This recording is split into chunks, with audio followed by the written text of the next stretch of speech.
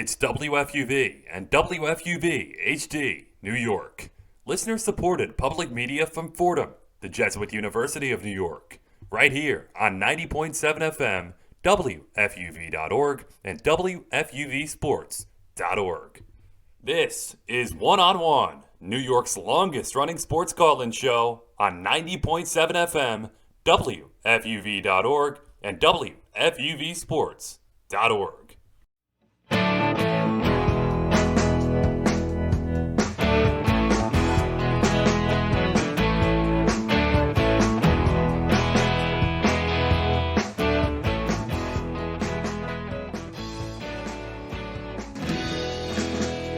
Welcome to One on One, New York's longest running sports call-in show. My name is Sam Davis, here with Thomas Quigley and Thomas Aiello, who will join us with the headlines. We didn't quite plan the two Thomases, but we are glad to have both of them on the show today. And of course, last but not least, our producer, Alex Foles. It's Saturday night, July 24th. We're going to be with you for the next 3 hours from 11 to 2 a.m.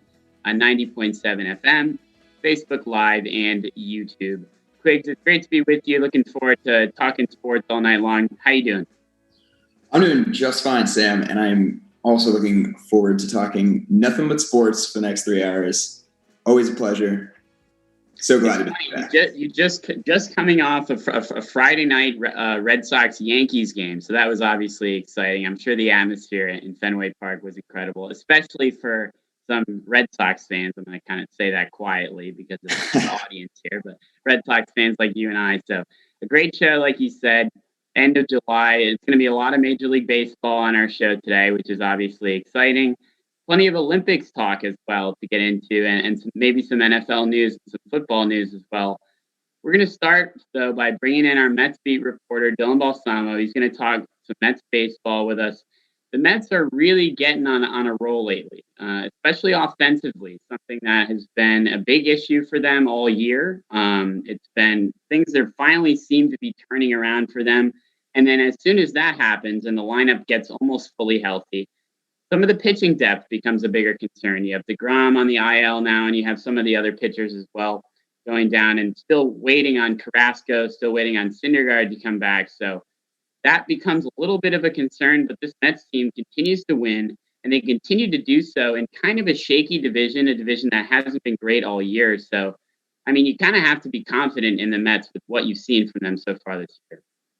Yeah, I mean, if you look at the standings right now, or at least heading into Friday, they were the only team in the NL East with a winning record. So, it's hard to lose a division against a bunch of teams that really aren't competing for the title.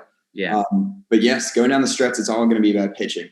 And I think that's what they're going to look for at the trade deadline. We've already seen the move to get Rich Hill. That's going to bolster their starting rotation going forward. And then at this point, Carrasco and Syndergaard, that might just be house money. We don't know if they're going to be fully healthy, if they're going to be able to be as effective as they have been in the past when they come back. So the pitching is still the big question mark in the Queens right now, as the offense continues to get better with Pete Alonso having a very, very big Friday night. Mm-hmm. Blue Jays. Yeah, and I think, I've talked about this many times, but I think it's worth saying again, is the lineup doesn't really have a ton of pressure on them for a few reasons. I mean, one, the team itself, like you said, the division has been weak, so the team itself doesn't have a ton of pressure on them. But the lineup, the pitching, when they're all healthy, is really dominant. One of the best rotations in baseball. So between DeGrom, Stroman, and Walker, and then you get Carrasco maybe Syndergaard later on. So that pitching, I mean, sure, it's a little concerning with some guys hurt, and DeGrom being on the IL is definitely a concern, which we'll get into. But the lineup just producing at this level right now is kind of just an extra bonus, not something that we thought we'd see all season and maybe are starting to see as things turn around. With the other team in New York, the New York Yankees, it's kind of been the opposite, at least offensively. So they've certainly struggled all year. As soon as they start to find some consistency, as soon as they start to play better baseball, things change. And this series so far against the Red Sox, I can see you smiling, Quiggs, because you can't hold back being a Red Sox fan, of course, but things are changing a little bit for the Yankees. As soon as you start to see them turn things around, then now here we go. The pitching holds up and has been holding up for most of the season. but this lineup just has been very inconsistent. From the most objective standpoint that I can muster, the Yankees offense is anemic. It basically just can't really hit. And the entire season, the mantra has been from obviously Coach Boone and everyone in the Yankees media really saying, hey, this lineup's going to hit eventually. And they just never really got there. They're still, putting up 6 hits or 3 hits yesterday in the first 6 innings against, Eduardo Rodriguez, who left the game early. Yeah. And then a bunch of Red Sox relievers who aren't even their best relievers. So the offense is still very much the Yankees' Achilles heel, even when their pitching is kind of carrying them at this point. Yeah, and that's going to open up to kind of a bigger conversation about what the Yankees will do at the deadline, something we're going to get into much later in the show. But to close out the 11 o'clock hour, we have some MLB headlines. We're going to welcome in Thomas Aiello to the show. 2 recent trades, speaking of that deadline, have already happened. Really, Nelson Cruz from the Twins to the Rays, and then Rich Hill, like we kind of mentioned, going from the Rays to the Mets. I don't know about you, Quigs, but for me, both of these trades, I thought they were really great moves. I liked how they were happening early. I think that's something not a lot of teams take advantage of. They wait until right before the deadline. I like the fact that, especially the Mets, who have an issue with starting pitching right now because of their injuries, why not go out and get a guy like Rich Hill, who's kind of a placeholder, but is a veteran, can provide some valuable starts for the team right now. And then same with Nelson Cruz, who can produce for the Rays currently. And I think there's a lot of value that goes into making these moves now instead of waiting until July 30th in the deadline. Yeah, we've already seen Nelson Cruz pan out, at least in his first game, with the Rays hitting his first home run in a Tampa Bay uniform last night. But yeah, they're in the middle of a very tough race against the Red Sox for first place in the AL East. So, getting Cruz at this point before the trade deadline, at least a week out, is definitely, helpful because you're in the middle of a very tight race and every game really counts at this point. So I think both moves were very beneficial for the Mets and the Rays respectively, and the 2 stars that they got to add to their playoff run teams and hopefully make a push for the postseason. I mean, we're sure to see a bunch more moves, I think, over the next week or so, which is always really exciting. But to close out that hour, we're going to shift over to the midnight hour here, hour number 2 of our show. And we had a very special guest in Brian Windhorst. Me and Alex were able to sit down with him, ESPN writer, best-selling author, and worked a lot with LeBron James very closely from high school moving on. So he offered some really great insight. He's in Tokyo when we sat down with him in quarantine. So he had plenty of time to talk to us. He didn't really have a whole lot else going on with obviously with the quarantine in Tokyo, but he gave us some really good insights on USA basketball, of course, as they start the Olympics, as well as looking at the NBA season, both the Bucks winning the NBA Finals and then into next season and some free agency talk as well. And then, like I said, a very cool perspective, I would say, on LeBron James.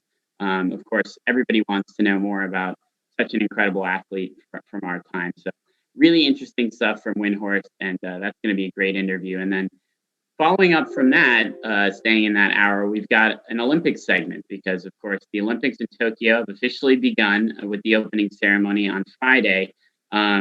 And this is a really interesting Olympics for a couple of reasons. First of all, the environment in which it's happening is really interesting. And we're going to start our conversation with that about the logistics kind of behind having this event, despite a state of emergency in Tokyo, despite protests from local people against having athletes from all around the world. And it's certainly the most difficult event to pull off with COVID-19 because of the fact that it's athletes from all different countries that may or may not have the vaccine, depending on how available it may or may not be in these countries, coming to one location in Tokyo where COVID is a big issue. So that's certainly a concern as we start the Olympics, and certainly something to get into. And also there's, of course, the product on the field or on the court with Team USA basketball, which we'll get into as well. And then I don't know about you, but I'm very excited for a segment that I thought of, looking at some really interesting sports that maybe you see once every couple years. Maybe you only watch in the Olympics. Probably you only watch because I don't think they're ever on TV other than those events.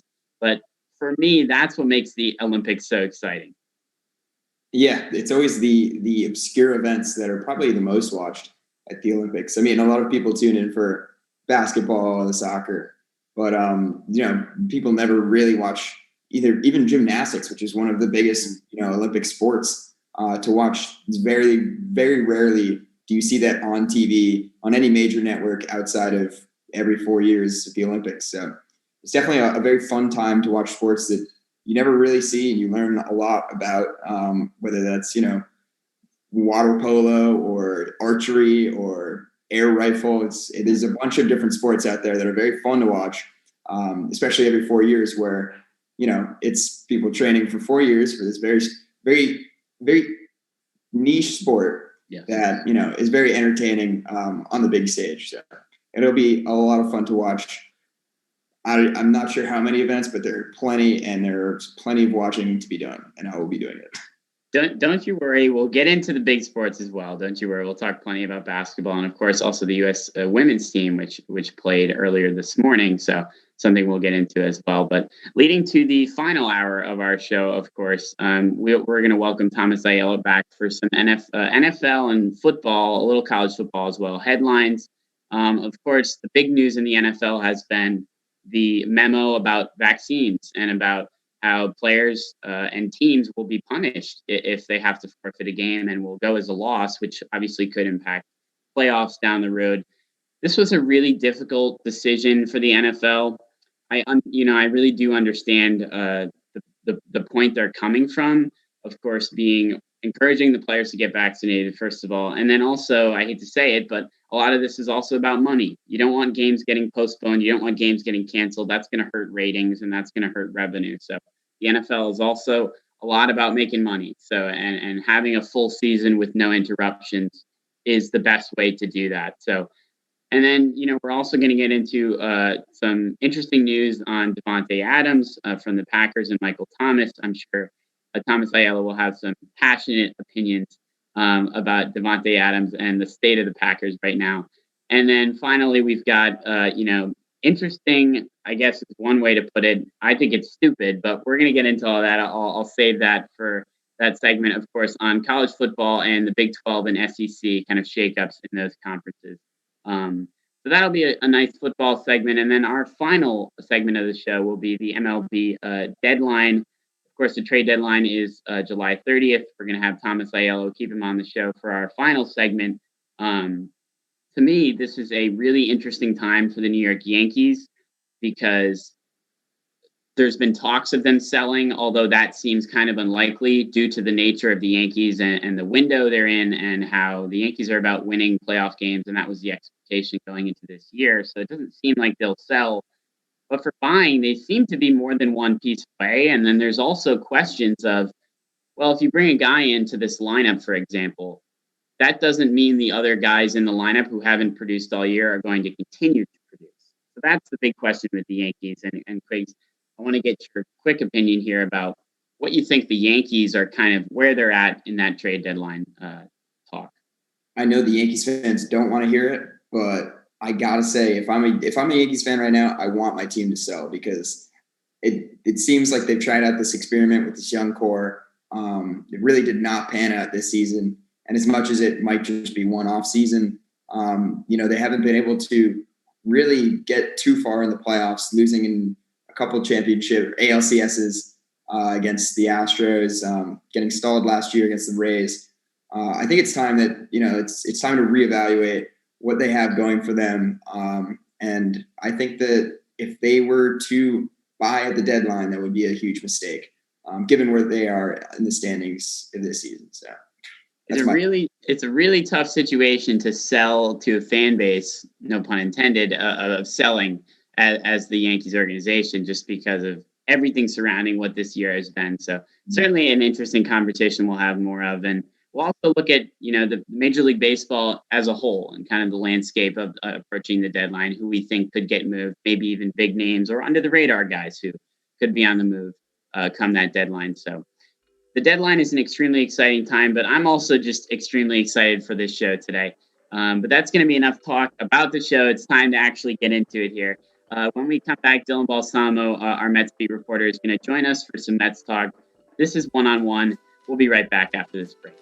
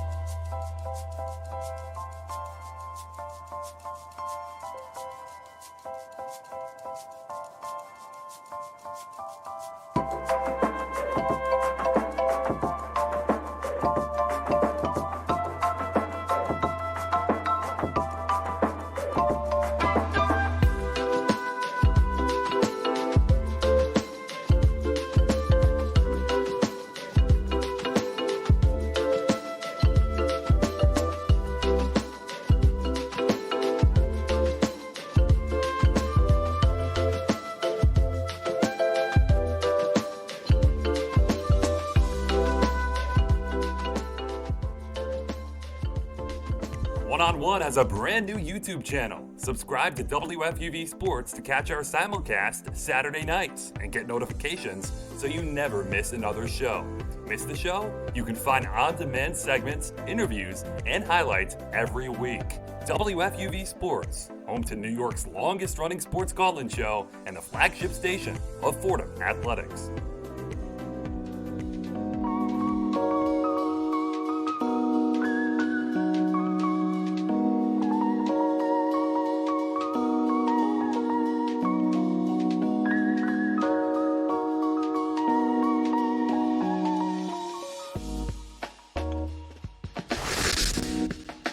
Welcome back to One on One, New York's longest running sports call-in show. Sam Davis, Thomas Quigley. We are joined by my fellow Mets beat reporter, Dylan Balsamo, who's covering the Mets this weekend against the Toronto Blue Jays. Dylan, my friend, how you doing today? I am doing so well. It's great to see you guys. I want to tell you something.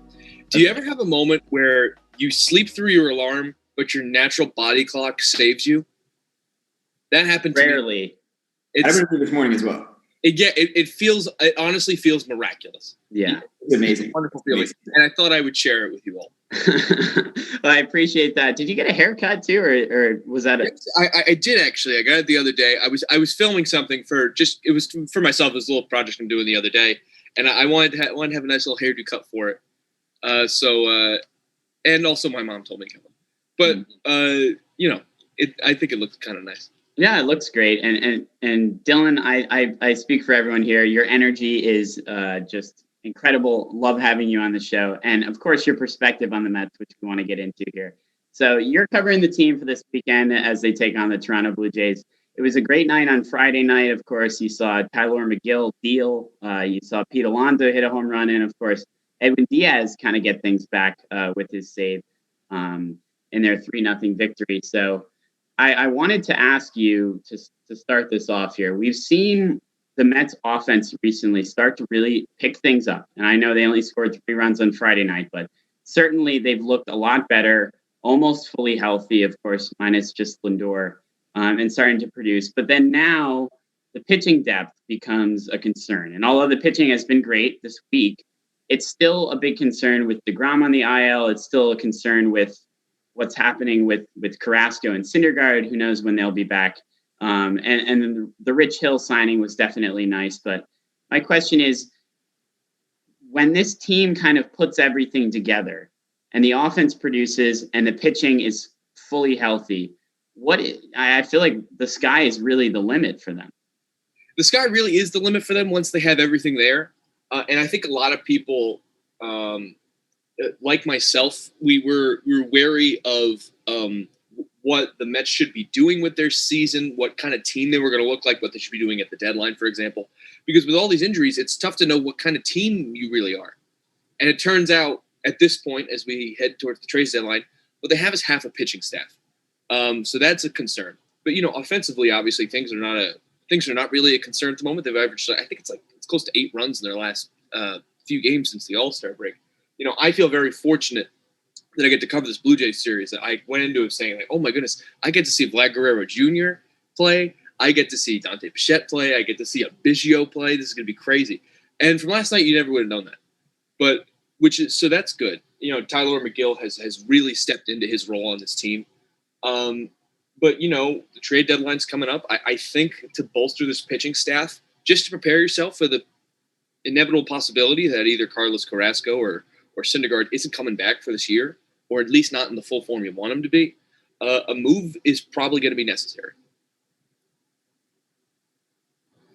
Well, I think, I think that's very interesting, because the Rich Hill move for me seems almost kind of like I don't want to say a placeholder, because that's kind of, I don't want to be disrespectful, and it's a great move. I really thought it was a great move to get him and go out and get him early when the Mets really need a starter right now.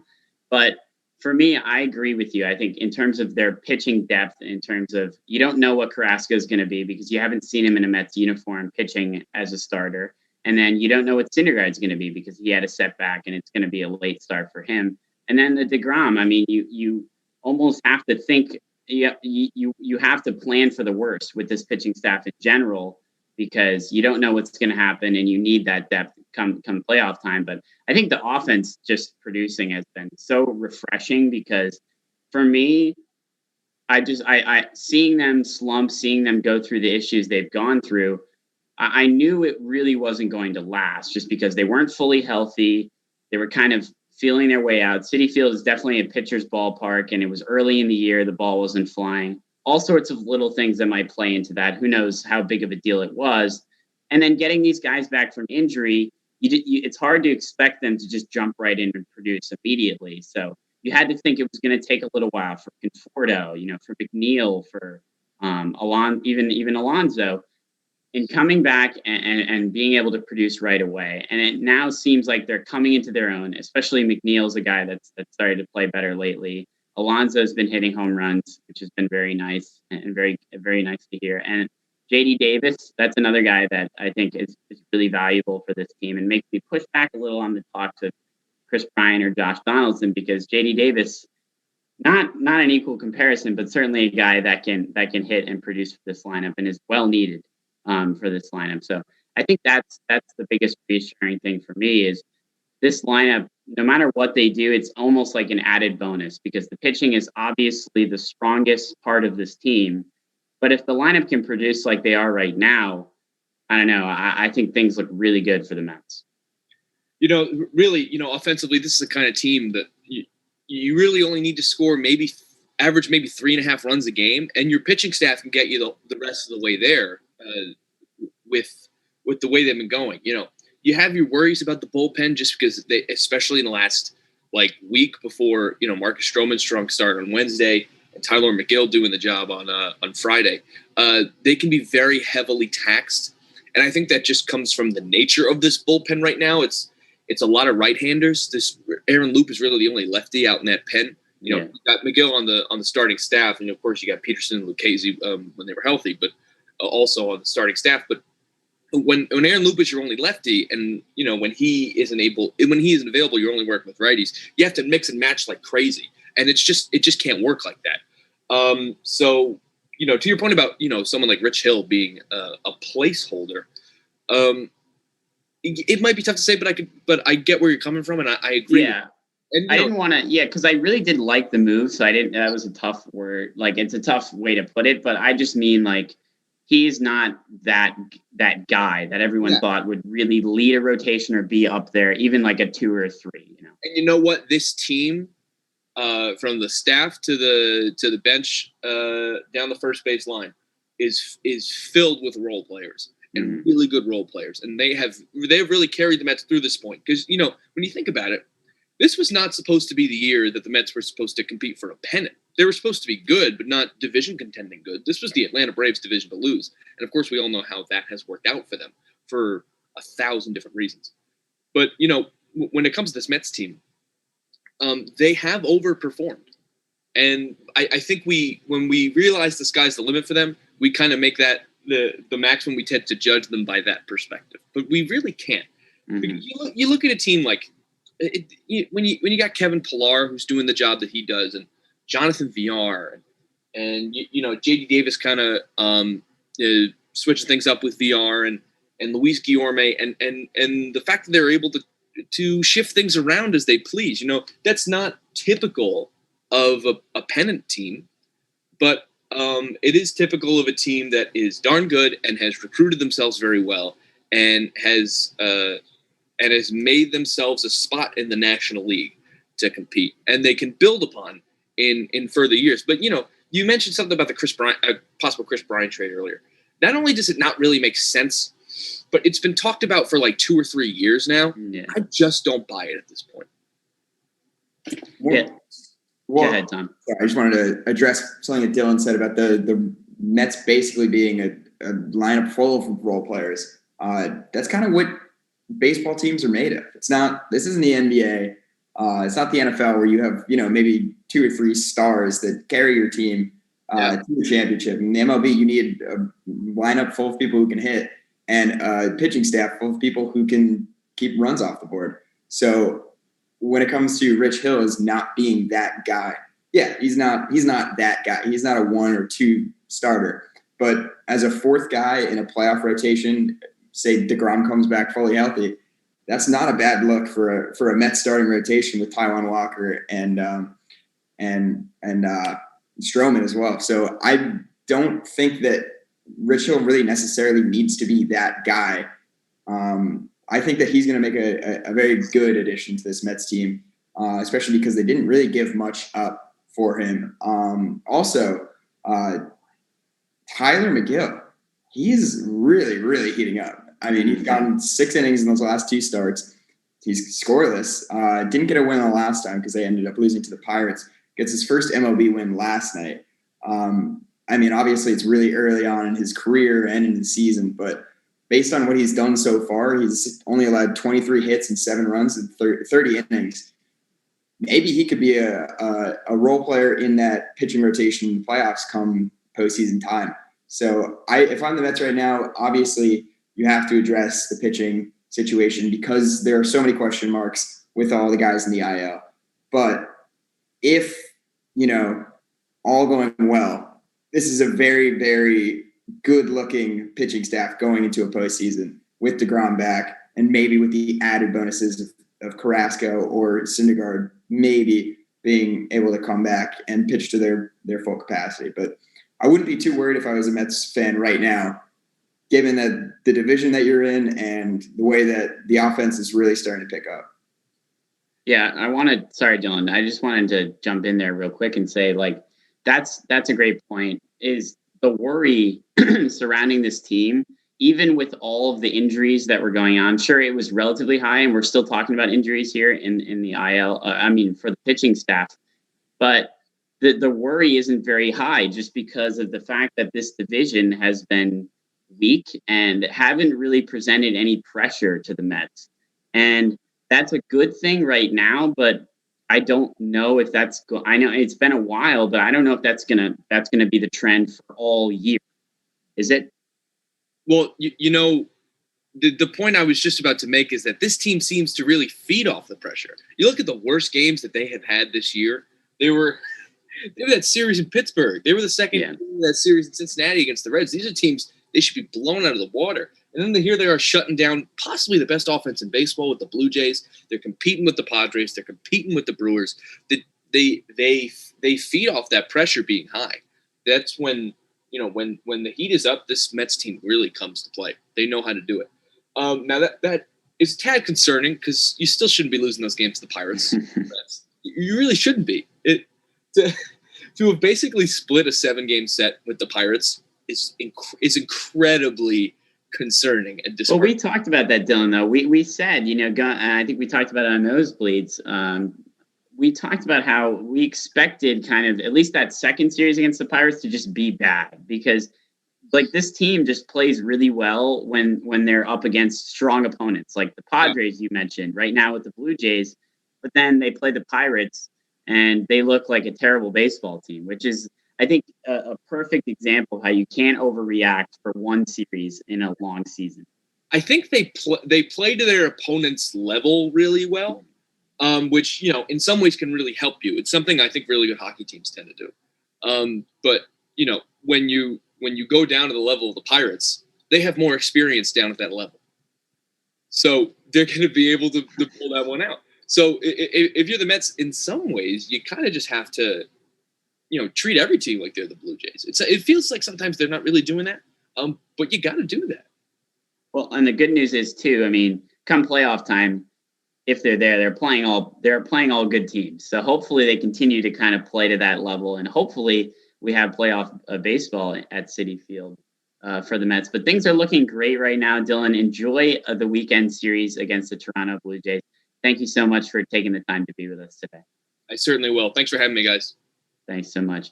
So that is Dylan Balsamo, Mets beat reporter. Now we're going to shift over to some certainly less optimism, more negative energy with the New York Yankees here. And like I mentioned at the top of the show, Quiggs, you were at the game Friday night, Fenway Park. Speaking from what you saw personally from the Yankees that night, I think the best way to put it is just kind of a very poor offensive performance, kind of once again.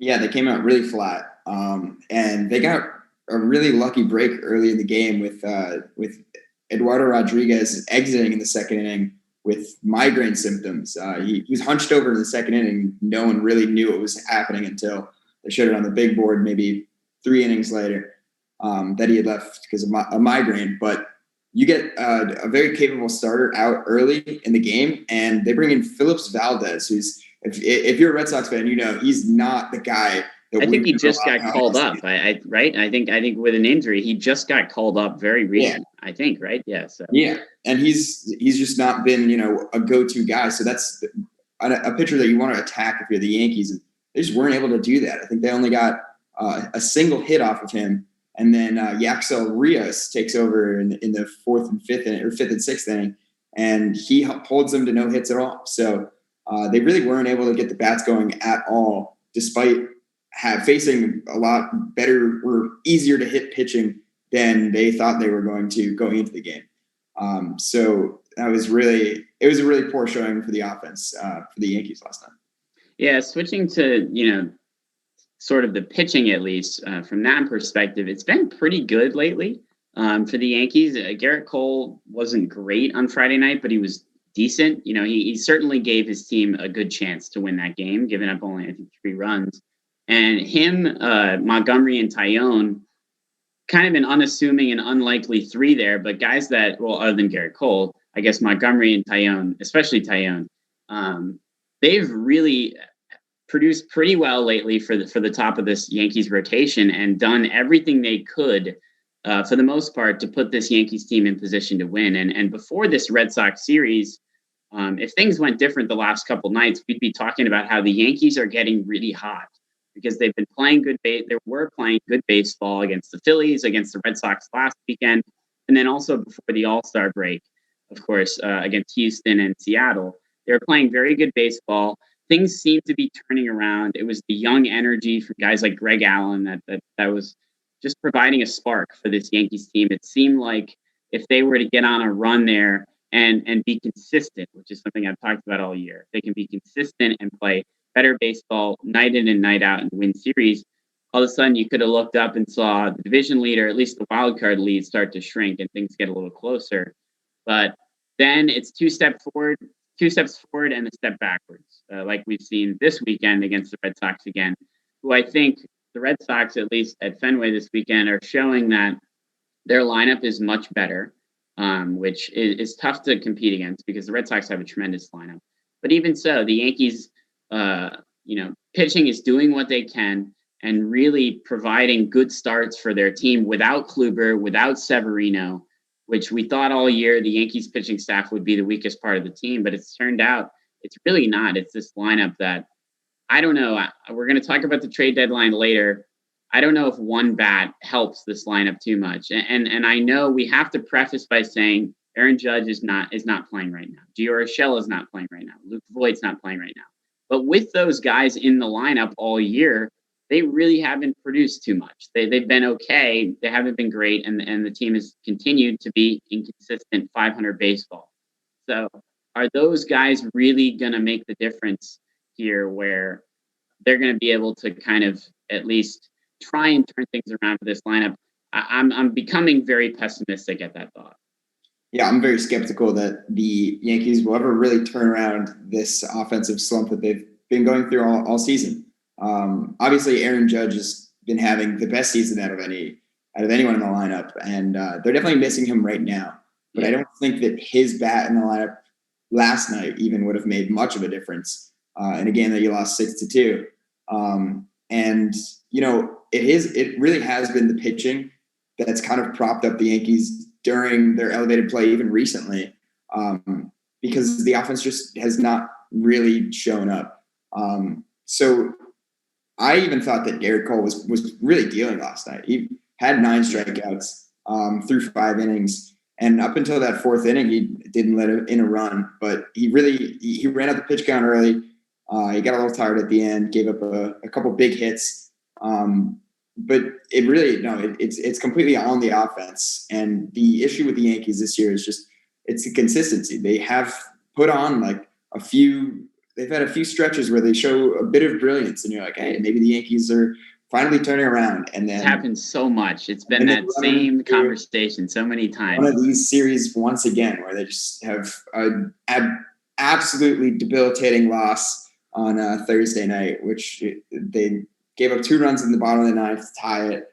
And then Krisky with the splitter that just kept hitting the backstop. It was a very tough loss there, and I think that definitely fed into last night. Their very flat effort, because that's a very hard thing to bounce back from, and go out with energy the next day and try to win in the same stadium full of crowds who continue to chant "Yankees suck." There's maybe like 20 Yankees suck chants throughout the game. I've never heard even close to that. I don't know if it's the just fans behaving badly from the hiatus of not being able to go to live sports, or maybe it's the first time the Red Sox are actually good while the Yankees are struggling. But it was a very boisterous crowd, and I would not have wanted to be in a Yankees jersey last night at Fenway Park. I'll tell you that. Yeah. I don't think I can just speak. I don't think any Red Sox fan. I don't think any Red Sox player likes being at Yankee Stadium, and I don't think any Yankees player likes being at Fenway. That's just kind of how it is. But yeah, I think what was interesting about this recent stretch, you talked about how our perception of the Yankees has been a couple times now. Oh, they win a couple series. Maybe this is when they turn it around. We've had that conversation a lot. What was different about this past week or so, first of all, it was a little longer than we've ever seen. It was like 3 or 4 series instead of just 1 or maybe 2. And also it was the guys who were doing it. It was the fact that Judge and Urshela and Voit and others were out of the lineup. It was the fact that these young, energetic players like Greg Allen were providing some sort of serious momentum for this team that we haven't seen really all year. So that's why I think these 2 losses to start the Red Sox series, no matter what happens later on, they play the Rays a lot, and they're going to play the Red Sox again, of course. So those are big series coming up as well. But those 2 losses on Thursday and Friday just are really, really debilitating for this Yankees, for the Yankee fan base and for the Yankee team, because they went into it riding a very hot momentum. They really only had this one series where they had to survive before Judge and Urshela come back from that COVID list. And the first 2 games, especially Thursday night, like you said, that kind of implosion from Krisky and the bullpen, that really hurts. And I think it's a sign of this Yankees team just being a 500 team, being inconsistent, and being what we've seen all year. A team a lineup that has struggled at times, and then when the lineup does produce, other things fall apart, like the bullpen or even the starting pitching. So it's just definitely really concerning for the Yankees. And something you brought up as well, Quigs, and we're going to get into it in our deadline talk. Looking forward, do you really think the Yankees team can't make a wild card? I think it would be a bit presumptuous for the fan base and the front office to think that the Yankees could catch up to either the Rays or the Red Sox right now, the way they've been playing. Now, obviously, anything can happen late in the summer, in the dog days of summer.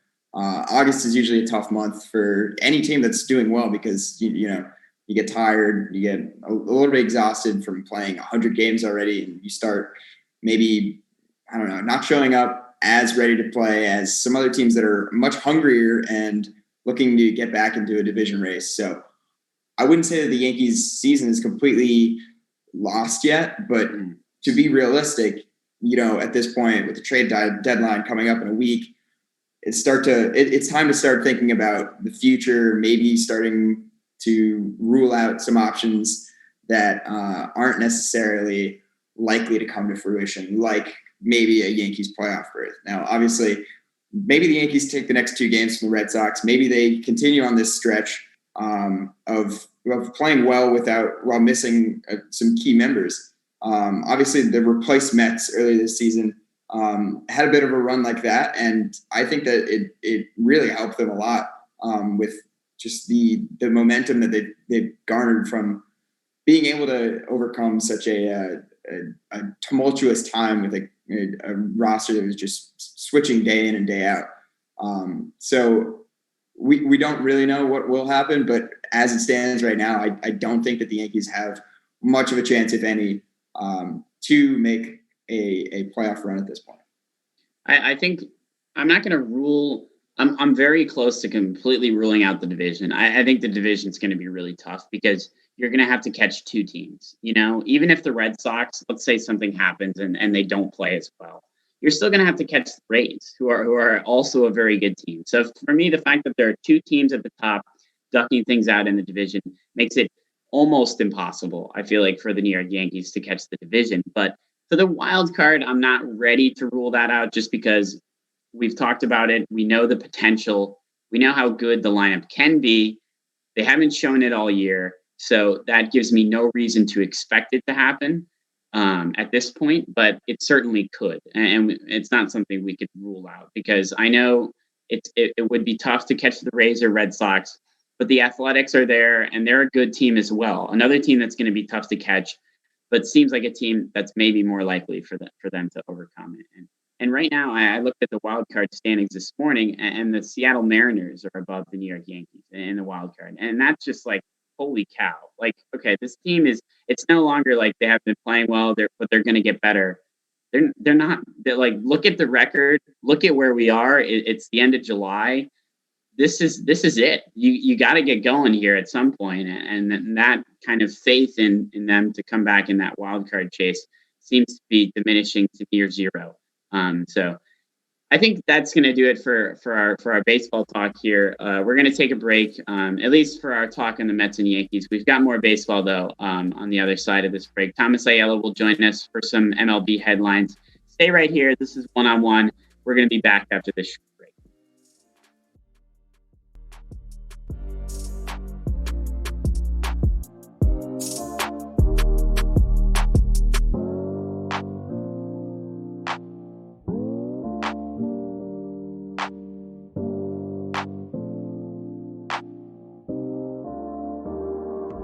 Be sure to follow WFUV Sports on all of our social media platforms.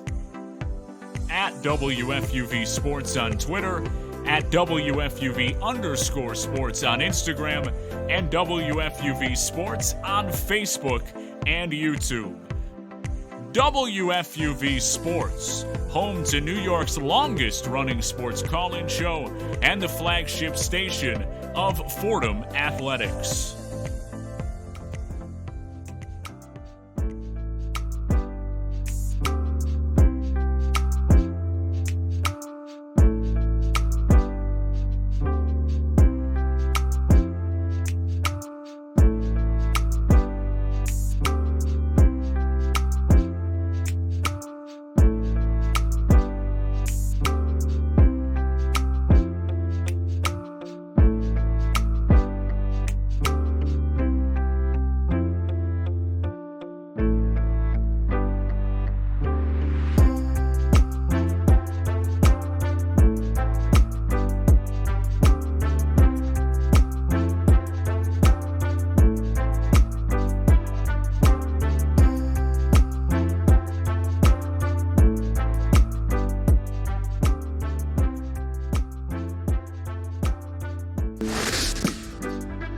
Welcome back to One-on-One, New York's longest running sports call-in show. I'm Thomas Aiello here with headlines, joined alongside Sam Davis and Thomas Quigley. And gentlemen, Sam, like you had prefaced in the last segment, more baseball talk is on the way from me, of course. But we're going to talk about Rich Hill in a second. But I do want to touch on a team that has been a Yankees nemesis for, it seems like, years now, since pretty much their existence. The Tampa Bay Rays made a move acquiring all-star DH Nelson Cruz from the Minnesota Twins in exchange for two pitching prospects who were 10 and 17 in their organization. So here we go again with this tight AL East race between the Yankees, the Blue Jays, the Red Sox, and the Rays. It's a 4-horse race. It seems that the Red Sox are the team to take it right now, but the Tampa Bay Rays are not too far behind, and they picked up probably the best home run hitter in baseball, I think we can say. And he's 41 years old, still crushing tomatoes like it's no one's business. But the Rays have had problems at the DH spot this year. They've tried 11 different players at that DH spot, mostly occupied by Austin Meadows. And combining those 11 players, they were batting .219 at the DH spot. That's pretty bad, I'd say. So Cruz obviously patches a humongous hole. I want to start there. Sam, I'll start with you. Nelson Cruz, is this we can go back to the World Series kind of move? Do you think that he can push them that far, or is this sort of, let's just go as far as we can with this current roster? I think it's somewhere in between. I'm not ready to call it, a move for them to get back to the World Series, but they certainly are right behind the Red Sox for the division. It's not it's not like this is the Red Sox division to lose. This is these two teams battling it out. So it's going to be like that all the way down the stretch, I think. And the Rays just got a lot better with a guy like Nelson Cruz, who, like you kind of mentioned, he's like 80 years old at this point and still hitting tons of home runs every single night. He's already hit one for the Rays. So it's certainly a really good addition for them. He's going to help fill that spot, like you said, at DH. He's going to provide a lot of offense for the Rays. He's a perfect DH at his age. All he's got to do is focus on hitting. That's all he needs to do. And it's interesting because I look at it from the Twins' perspective as well, a team that's certainly selling, certainly a team that's had a terrible year. But they have another big piece in Jose Barrios. So the fact that they started kind of selling this early shows to me that maybe he's on the move come the July 30th deadline. And maybe other pieces as well for the Twins are on the move. But from this perspective, for Nelson Cruz, this is a huge move for the Rays. I think it's well needed for them. Anyone would take production that Nelson Cruz provides. So for me, it's just an awesome move for this Rays team that's going to be fighting for the division down the stretch for sure. Yeah, I think it's a great move for the Rays, considering where they are right now. They're obviously the less flashy team in the AL East division race, but they're only a game behind the Red Sox. And throughout the season, pretty much every time the Red Sox have gone on a run, the Rays have been right there, just picking up games. And their offense is not really a playoff caliber offense if you look at it. There's only two starters who are in the lineup who are hitting over 270. So I think that this addition is really, really key for them going forward if they want to make a playoff run. I don't think it necessarily puts them back in the World Series because anything can happen in the playoffs, especially in the American League with great teams like the Houston Astros, the Chicago White Sox, and even in the division, Boston Red Sox. So it's definitely not necessarily going to put them in the World Series, but it is a huge move for them going forward. And let's just talk about Nelson Cruz, a 41-year-old who's just at the top of his game seemingly right now. He's played 17 years in the big leagues, but 6 of his 7 All-Star appearances have come in the last 9 seasons. Yeah. He gets better with age. It's insane. Mm-hmm. He's aging like Tom Brady almost. Obviously, he hasn't won a championship yet, so there's the one difference. But he's hitting 293 this season. He's got 20 home runs. Hit his first one for the Rays last night. 51 RBIs, 914 OPS, and this is only halfway through the season, basically. So I think it's going to be a very key move for the Rays going forward. And as a fan of another team in that division, it scares me a bit. Yeah, as the same thing I can say as a supporter of the Yankees for as long as it scares I've the been. Yankees even more because of where they are in the division, and especially because the Rays beat up on the Yankees, like you said, Thomas. Yep. And look, the Tampa Bay Rays, their whole thing is pitching, defense, and versatility on the field and in the lineup. That's their thing. Now, adding Cruz, it was definitely a must for them. I just have I don't know if it's a fear really, but sometimes when you have a DH like Cruz who can't get in the field, now he's 41, he can't move anymore. That's obvious.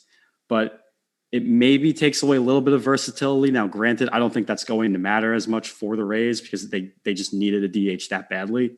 And Kevin Cash is, I think, the best manager in baseball, not named Bob Melvin and Alex Cora. He plays matchups to the T, and it's incredible how he does it.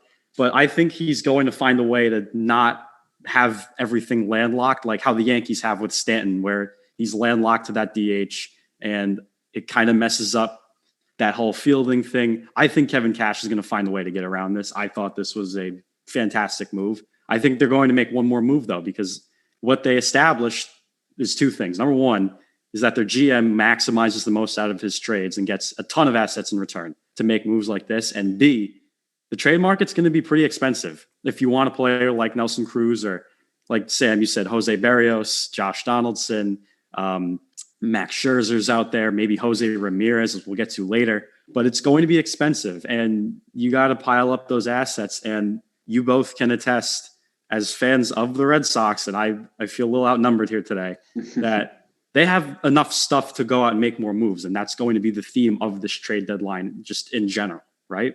Yeah, for sure. Definitely. So I think the other one we should touch on, we did touch on Rich Hill a little bit. I do want to talk about him because, like Dylan said, the Mets were in need of a back end of the rotation guy. They're kind of rolling out the scrubs at the moment. And they can't do that for the rest of the way, obviously, with DeGrom out and Carlos Carrasco. We don't know when he's coming back. So they got Rich Hill from the Rays. He's 41, 3.87 ERA this year, 6-4 record. Throws every direction but straight. But it's good. He's a crafty kind of change of pace pitcher. I'm going to coin that term now for the Mets. Quiggs, I'll start with you on this.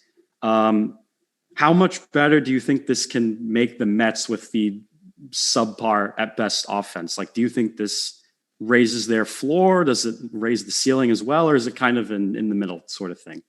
I think this was a move with the organization's mind strictly on the playoffs, because he is, after all, he's a 41-year-old who his talent doesn't look like it's fading very much. But he's been around the league. This is his 11th MLB team.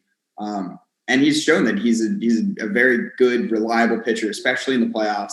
He's got an ERA of just over 3 in 13 appearances in the playoffs. And this season, he's allowed just 75 hits and 95 innings of work. So I think he's, the guy that they've basically just chosen to be their fourth guy in the rotation in the playoffs. So going down the stretch, obviously, he's going to be a very valuable asset while they have so many people on the IL in the pitching staff. But I think this move was specifically made because they were like, we're going to be in the playoffs and we need a fourth guy that we can really rely on so long as DeGrom comes back fully healthy. So I like the move. I think it was really smart. And I think that the best part about it is that they gave up very little in the deal. They gave up Tommy Hunter, who's a 14-year career in the MLB, very likely not a building block of the Mets' future. And they also he's on the IL right now too. I mean, he's out for the whole year, so you're really only getting him next season. It's really which is very nice. And you also get rid of Matt Dyer, who is a 23-year-old hitting below the Mendoza line in Single A. Obviously, he's only played, I think, something like under 40 games, but it's not a massive loss. So even if Rich Hill doesn't pan out, say he doesn't become that fourth guy in the playoffs or in a playoff rotation, or he just isn't, doesn't consider or is not as consistent as he has been in the first half of the season, he didn't really lose a lot. So it's kind of a win-win in that even if it doesn't pan out, it wasn't a bad trade. Yeah, what I like most about this trade is the timing. I kind of talked about this to open the show, how the Mets went out and did it right now because it's an issue right now, the pitching depth. DeGrom being on the IL is big, obviously.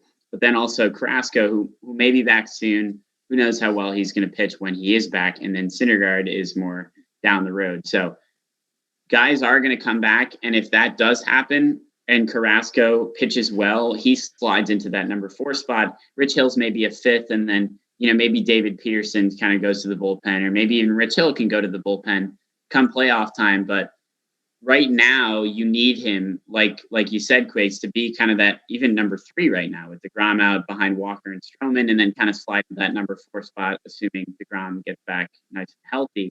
So that's huge. That's really valuable. He's a good pitcher, and his age isn't worrisome because he continues to pitch well despite being 41 years old. He's like older than the manager and the pitching coach for the Mets, which is very funny. But I think also another big thing that he provides, Rich Hill provides, is playoff experience. He's had plenty of that. He's been with the Dodgers, and he's pitched really well for the Dodgers in playoff games, both in the NLCS and in the World Series. So that's to have that experience to bring to this Mets clubhouse, who is obviously looking towards October. That's huge. That's another element to this trade that makes it even better. No matter where Rich Hill ends up at the end of the season, whether that be in the starting rotation or in the bullpen, depending on who's healthy and who's not, it's going to be really valuable to have a guy like that, a veteran presence for this clubhouse as they push towards October. Yeah, this is definitely a good timing of a move, I would say, for the Mets. And I think the funniest parallel about talking about Nelson Cruz and Rich Hill is that they're both old people in baseball. And I think that's just so funny because when you look at them producing the way they are at their advanced ages, it's nice to see. And I said this on a one-on-one a while ago. Don't ever underestimate the power of old people. And I mean, look what they're doing. Nelson Cruz and Rich Hill are living examples of that. Well, Sam, old people in quotes, because they're not, they're old for a baseball player. Old for baseball. 40 right. years old. I mean. Right. It's like a 13-year-old dog, but in doggy years, he's 100 or something. But speaking of timing, Sam, that you mentioned earlier, the Cleveland Indians will be no more at the end of this season. They will be changing their name to the Cleveland Guardians, new baseball name for their name for their baseball team, as instituted by brother of James Dolan, Paul Dolan. So a Dolan running a sports franchise as a Knicks fan, and Quiggs knows this very well too. Anything is possible with a Dolan in charge. Okay, that's the first thing. But they changed their name to the Cleveland Guardians. Alex Wool's gonna throw up the graphic of their new logo. It's honestly like the name is a little cringe. I don't know how you guys feel about it. I personally thought there were better choices, but the branding makes up for it. I honestly think it's very cool. It's modern, sleek, a little bit handsome in a way. I want to get your guys' thoughts on it. I think the branding's not bad. The name is a little, it's not that great. Yeah, I'll jump in. I think I'm with you on that. The name is but the thing is, there's a couple things about changing your name. First of all, the people that get mad about it or say it's stupid, half of them aren't fans of the baseball team. So it's like, why are you upset? It's like you're not even rooting for this team. If anyone should be upset, if they think, if they don't like the Guardians as the name of choice, it should be the fans of the Cleveland baseball team. But that's not how it's been. So that's interesting. Second of all, when there's a new team name, it always takes a little while to get used to. So I think the Guardians sounds a little weird when you first hear it, but the more you hear it, even today, compared to hearing it when the news first came out, it sounds a little bit more fitting. And I think you're right. The one thing I will say is the logo makes up for it big time. I think the logos are pretty cool. It works well with Cleveland. It works well with their colors. So for me, I think it's a good move. I think the name needed to be changed, and here's an interesting name that I think will grow on us. And the logos, I think, certainly make up for it. Yeah, Sam, honestly, you just made one of the most obvious points that I had never really thought of. With the why do you care? It's not your team. Yeah. I mean, we spent the past NFL season, I heard from so many Giants fans and Eagles fans, they were like, oh my God, the Washington football team, what a terrible name. Wait, why do you care? It's the other team. It's great if they have a terrible name. Make fun of them for that. They're your rival. Why are you mad? So that's funny. But now to contrast that point, I was really hoping that they would go with the Cleveland Spiders, because I feel like that's just a cool name. Spiders. But why does that have any geographical relevance to Cleveland? I don't not like the Guardians does, but yeah. So I mean, back in like the late 1800s, like the turn of the 20th century, the National League team in Cleveland was the Cleveland Spiders. Oh, okay. So there's like a historical factor there. But like I don't know, it's a weird mascot, and you only really think of like University of Richmond when it comes to spiders. But I think this is one of the names, the Guardians, that's just going to grow on me over time. Obviously, like going in, the name options that were considered were the Spiders, the Cleveland Rockers, which was the name of a former Cleveland WNBA team. But that one got nixed because of its similarity to the Rockies. That would just have been ultimately confusing to have a team called the Rockies and the Rockers. Yeah, that's fair. Yeah. Glad that they avoided that. And with the Guardians, I think it was just the easiest way to keep the color scheme. You keep the DIANS at the end of Indians, Guardians. It's not that hard to change on the with the word mark or on the jerseys. They changed from a block C to a block G, which is another pretty simplistic change.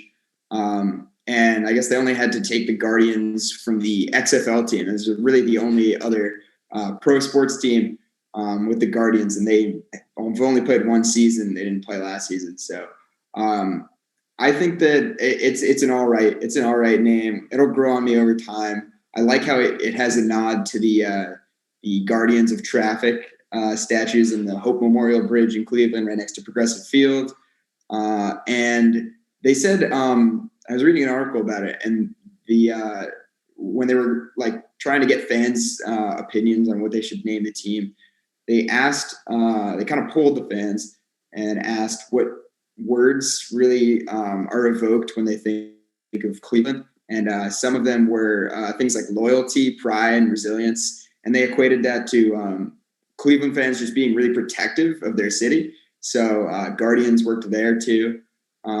And yeah, I like how they kept the logo, the color scheme, the word mark, and it preserves the 100+ year history as well as they could have, while also not using any of the Native American or American Indian insignia that they've used for the past 100 years. So I think they did a pretty good job, a better job than the Washington football team did. I thought that the proper name change should have been the Cleveland Guardians, because LeBron James makes LaLand happen, and he's the only reason that Cleveland is relevant in modern sports. That's a discussion for another day. Regardless, yeah, definitely not a discussion for a short headline, especially on the name change. Not quite a discussion. LeBron James made that city, but anyway, they changed their name. I like you guys said, the branding definitely makes up for it. I agree with Quiggs though. Spiders definitely works because of there's a little bit more history behind it. But Guardians, if that's how it describes the city of Cleveland, all joking aside, I think it's a good name. You know, I think, like you guys said, think about the Spiders too. That would get hated on also. Like if the Spiders would introduce, people would be like, "What is that?" It would be a meme either way. But it's a little more, I guess, enticing for them to get more traffic, I guess, going their way on Twitter if they really want to think about that. But regardless, like the football team, I think the Washington football team, that's just such a cool name. They should keep that. But it's going to grow. It'll definitely grow on us at some point. And our final piece of baseball news, this one is just wildly bizarre. Yermin Mercedes, who kind of set Major League Baseball on fire the first couple of months with the Chicago White Sox. He's the first White Sox player to record 5 hits in his first ever big league start. He was absolutely mashing for about a month and a half. And then all of a sudden he hits that home run in that Minnesota Twins game off of the position player. And then everything just, all hell had broken loose. And he finished his slash line this year when he left the majors at 271 for a batting average and a 732 OPS with 7 home runs and 37 RBIs before he was sent down to AAA. Then goes to Instagram very recently and says, "I'm retiring," pretty much. And we're going to also have the Instagram posts now here by producer Alex of him saying that he's coming back after one day of retirement, which was definitely bizarre, I guess is the word we can use here, because I don't think we've seen anything this nuts in baseball with something like this. But the Yerminator's back, gentlemen. And in all honesty, I think he's going to be on a revenge tour. But Sam, I'm going to start with you for this really quickly. Does he still have a place on this White Sox team that's seemed to catch a rhythm? Yeah, he definitely. I mean, he's too young to ever really make an ultimatum about his career, and this happens all the time, which is why this was so confusing because young players will come up, they get really hot, they hit a lot of home runs, and then pitchers start to figure out how to pitch to them. And then there's a scouting report, and they struggle. Maybe they struggle with a certain pitch. And then what happens is you get sent down. You get sent back to the minor leagues to figure it out before you come back to the majors. It's a really, I know it's a tough process for a player, but it happens all the time. It happens with a lot of young players. So the fact that he decided to retire, I'm not sure what went into that. Was it just him struggling? Was it La Russa's comments? I don't think you can blame La Russa's comments for all of this. You certainly can't blame him for all of his struggles. That's more on the field baseball, just not performing. So I don't know what exactly went into the decision to retire, but it seemed very premature, seems very spur of the moment, kind of knee-jerk reaction. I'm glad he's back playing because he can be really good for the sport. It was really fun to watch him produce well for the White Sox. So that's the key here. It's a really weird situation, but hopefully he doesn't try and retire again if he goes into a slump once he gets back to the White Sox, because baseball is full of slumps. That's how it works. You got to get over it. Hopefully he sticks around for the long run for them. I'm going to go in the absolute opposite direction with this and blame it completely on Tony La Russa, because everybody going into the season, everybody was very confused as to why the White Sox, with their very young core, very exciting team to watch, went out and got the oldest manager who's managing right now, a guy who obviously has quite the resume, 3 different World Series championships with 2 different teams, but a guy who's very, very much part of the old school of baseball, I suppose. And that entire situation with Mercedes hitting a 3-0 bomb off of a position player pitching and his own manager saying, yeah, he shouldn't have done that. It's really, I don't know. I was boggled by it, because as a manager, you're supposed to have your players back. Even when it comes to the stupid rules of, you have to worry about the position player that's on the mound. You got to worry about his feelings, because if you don't, then he might be sad. He might. So no, it's absurd. I think a lot of those unwritten rules are absurd, and the fact that Tony La Russa made such a big deal out of it, that had to get into his head. He's a rookie. He spent his entire career, something like 8 seasons in the minors, finally gets up, absolutely rakes. First MLB player to ever go 8 for 8 in his first 8 at-bats in the majors, and has a fantastic April, carries the team to first place, and then Tony La Russa thanks him by throwing him completely under the bus for doing something that just wasn't at all wrong.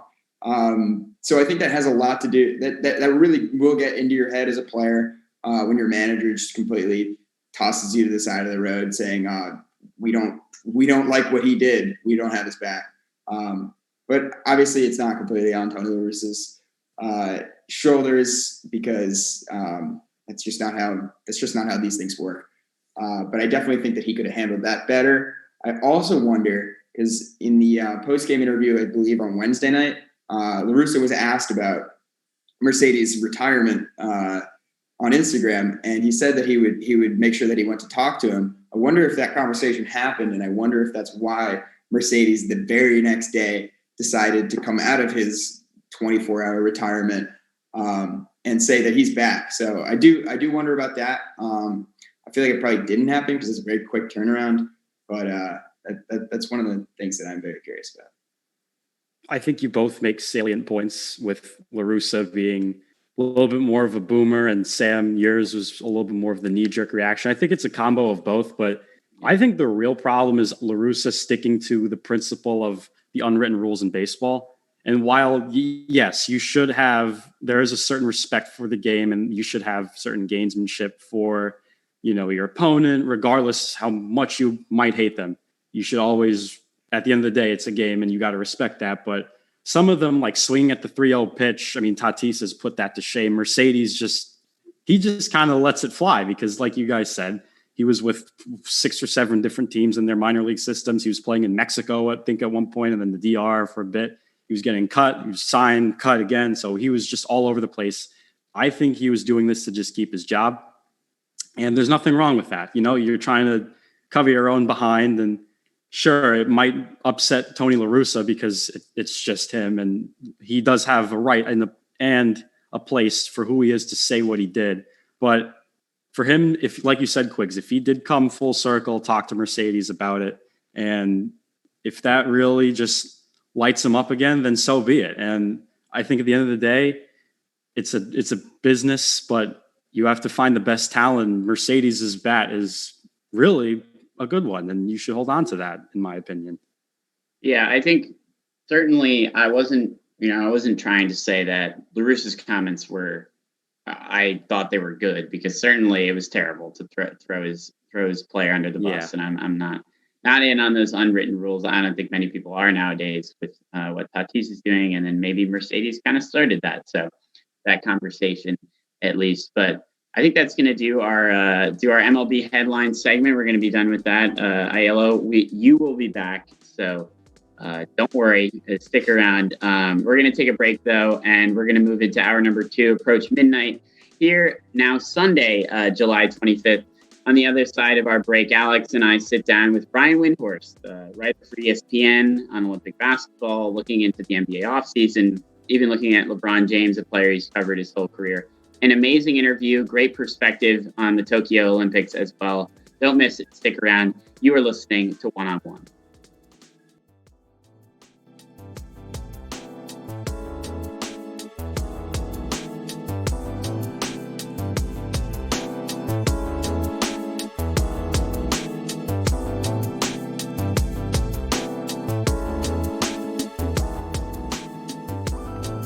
Be sure to check out all of our latest podcasts on WFUVsports.org or wherever you get your shows, including NFL Friday, Nosebleeds, Pick and Pod, 5 on 3, College Gridiron, and FUV FC. Also, our newest edition, Off the Air, diving into the station's legacy with its most prominent alumni. WFUV Sports, home to New York's longest-running sports call-in show and the flagship station of Fordham Athletics. It's WFUV and WFUV HD, New York. Listener-supported public media from Fordham, the Jesuit University of New York. Right here on 90.7 FM, WFUV.org, and WFUVsports.org. This is One on One, New York's longest-running sports call-in show on 90.7 FM, WFUV.org, and WFUVsports.org. To One on One, New York's longest running sports call-in show. I'm Sam Davis here with Alex Woles. Happy to be joined by a very special guest, sports writer for ESPN.com covering the NBA, a New York Times bestselling author, host of the Hoop Collective podcast. The list just keeps on going. Brian Windhorst is here with us. He joins us from Tokyo, Japan, site of the Summer Olympic Games, of course. Brian, thank you so much for being with us today. How's Tokyo?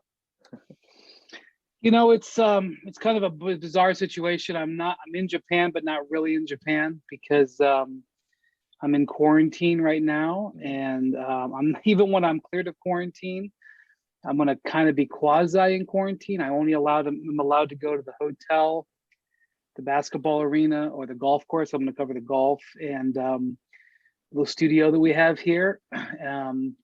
That's it. No restaurants, no public transportation, no barbershop, no anything. You can't really leave, and so you're kind of in Japan out the window, so to speak. And we all knew that was the way it was going to be when we came in, at least for 14 days. After that, we're allowed to move around a little bit, but the Japanese don't really want us here, and you feel that for sure. It's not rude, but it's not welcoming at all. And ultimately, at the end of the day, in between the four lines, that won't matter. And so that's what we're here to do. But it is, a lot of people, when they heard I was going to the Olympics, sort of defaulted to what the idea of the Olympics are. And that is not what we have going on here this year in Japan. Well, since you said that, I just want to jump right off that with, of course, there's been quite a lot of criticism, like you mentioned, over even having these Olympics with the state of emergency in Tokyo and everything going on with COVID-19. So there's already been things affected by the USA basketball team. Do you think there's going to be any more issues with that, or kind of just, I guess, describe any sort of precautions that the team is taking, or just in general the athletes have been taking? Yeah, I mean, look, in the last week, I've had 6 COVID tests, 6, and I am vaccinated. And the Japanese still look at me with a side eye, like, I don't know about you. And so I think that is an issue for the athletes. They are coming over here to be there to do their craft, and they're not really able to maybe do things the way they want to do them. But I'm gonna say, there was a lot of people in my life who were really worried. They were like, "Oh my gosh, going over to Tokyo, rising cases."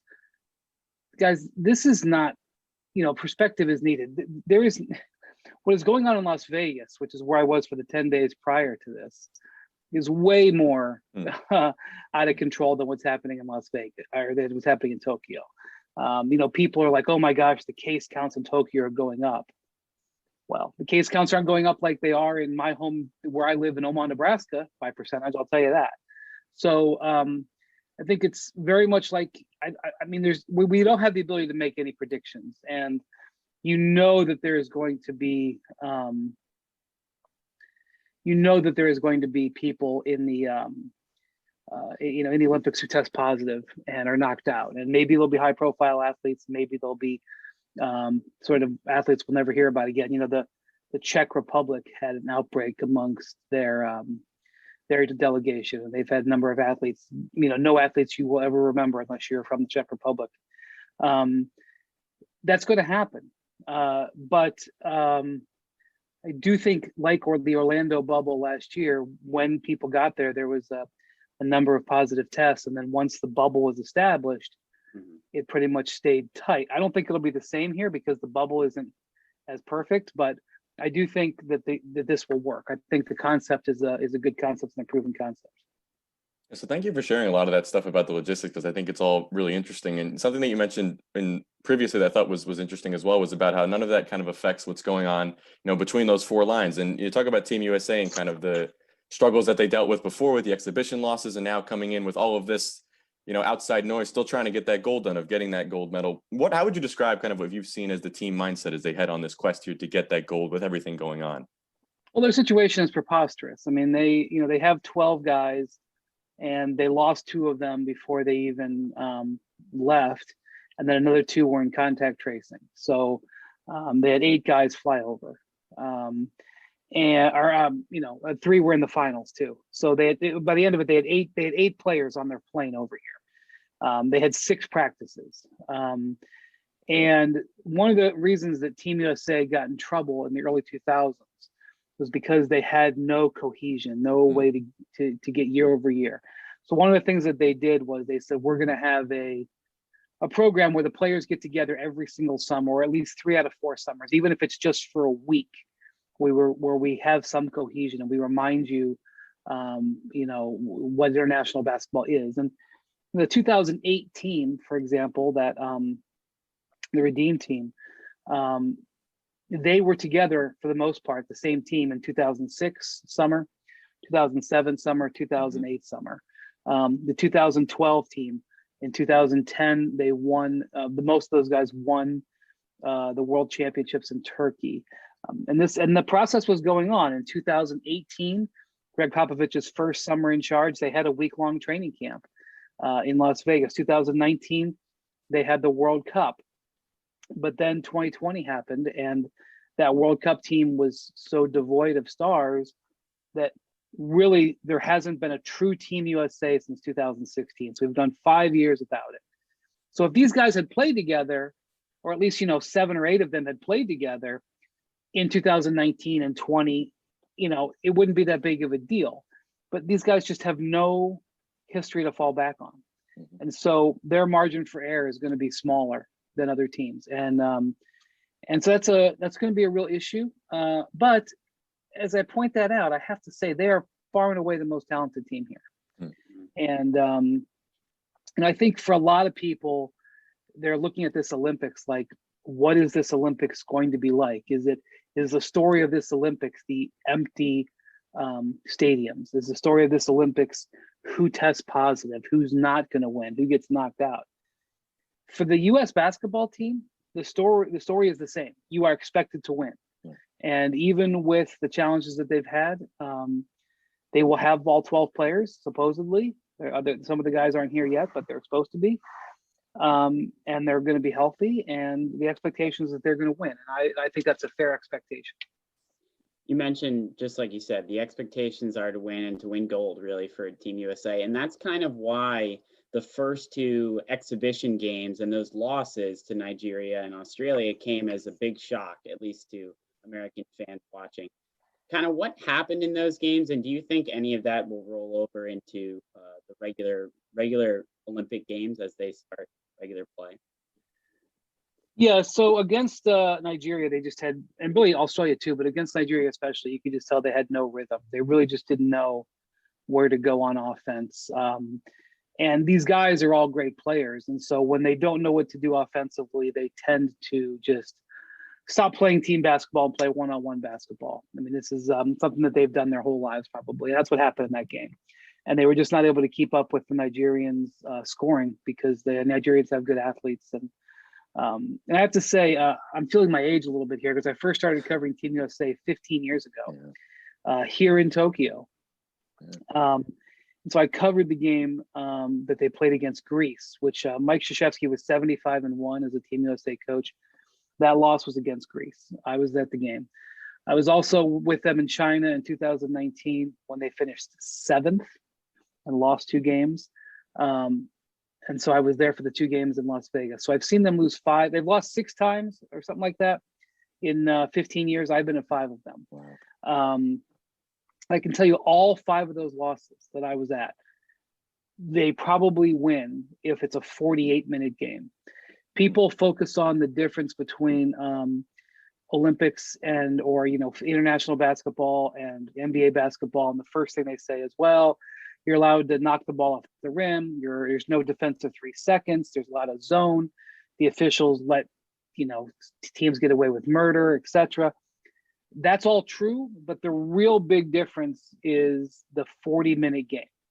In a 40-minute game, and obviously college is 40-minute games. It's not like these guys have never played 40-minute games, but you can have a bad 5 minutes and that can cost you. Yeah. One team can get super hot for 5 minutes. It can cost them. It's not this. You don't have the grace period of the NBA where the longer anything is, the more talent's going to win out. If all these were 3-game series, I would be stunned if Team USA lost ever. If they were all 7-game series, I would be surprised if any series even got to 6 games or 7.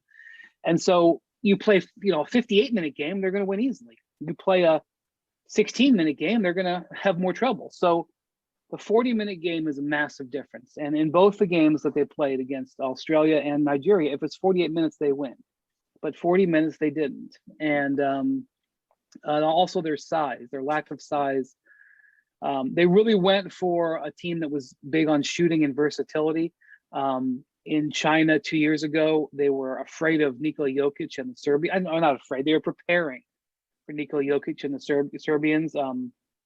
The Serbians have 3 7-footers, and they were definitely the biggest contenders. And so they brought 3 traditional centers, Miles Turner, Brook Lopez, and Mason Plumlee, to defend the Serbians. And this team ended up being sort of slow and not great from shooting on the outside. So they wanted a more versatile team.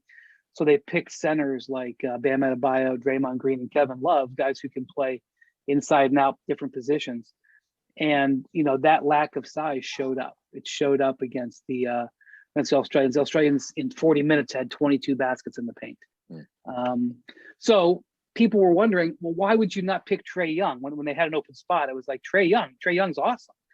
Trae Young is awesome, but they needed a guy who could defend the rim a little bit, who was athletic, and they needed the guy to be American, which go take a look down the list at the great centers in the NBA. A lot of them are not American. Joel Embiid is not American. DeAndre Ayton is not American. Obviously, Jokic is not American. Yusuf Nurkic is not American. Keep going. Rudy Gobert is not American. And people have brought up Karl Anthony Towns. Well, Karl Anthony Towns, when he was in high school, played for the Dominican national team, his heritage. And that means he can't play for the Americans. So you take him off the board. So not only did they need an American big, they needed an American big man who was in shape, I know like there was a couple of guys that they called, and the guys have been on vacation. And like they needed the guy in 48 hours to report to Las Vegas, and then another 24 hours go to Japan. And there wasn't a lot of guys who were available. And so was JaVale the absolute best choice? I don't know, but JaVale played with Durant and Draymond Green before, and that got him there. But the reason they picked him is because they were getting beat up inside, and they need somebody, if that happens again, who can get in there and defend the rim a little bit. And that's why they went with JaVale. So those are their weaknesses, but they do have a lot of strengths. But they're going to get tested right away because their first game is against France, and France is, has a lot of success against the U.S. in 2019 and has a lot of NBA players. So it'll be a challenge, but if they play to their potential, they should win. And we'll see how that all plays out. And I want to talk about now what we've saw in the NBA Finals, because you talk about the three of the players that are going from the Finals to Tokyo had a big impact, obviously, in that series as the Bucks take it in 6. I'm just curious. You kind of described it as an unpredictable end to an unpredictable season. When you think about the Bucks lifting that trophy at the end of it, what's your first thing that comes to mind, and just what you have to say about that team and what you saw? Well, it was a beautiful NBA story. I really enjoyed it. It's a mid-market team that, the core of that team, which are Middleton and Giannis, they grew. I mean, they didn't draft Middleton; they got him, I think, after his first or second year. But essentially, they grew Middleton, they grew Giannis, they kept their team together. Not that I have a problem with so-called super teams. I mean, I'm all for for that kind of star power. But seeing Giannis develop, have struggles, stick with it, commit to the team, seeing them go for it when they knew that they had their window with Giannis, so they went for it. It's really kind of great team building. And they benefited from some fortune.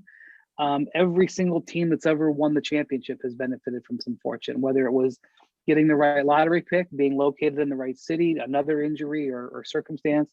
Every team has done that. But I just like the way that played out. I loved watching the Suns play too. The Suns are a great team. I love the way that they played. I had a lot of fun watching these two teams because both of them represented like team building. And you go back and look, I know the Suns left from out of the playoffs to the finals, which is unusual.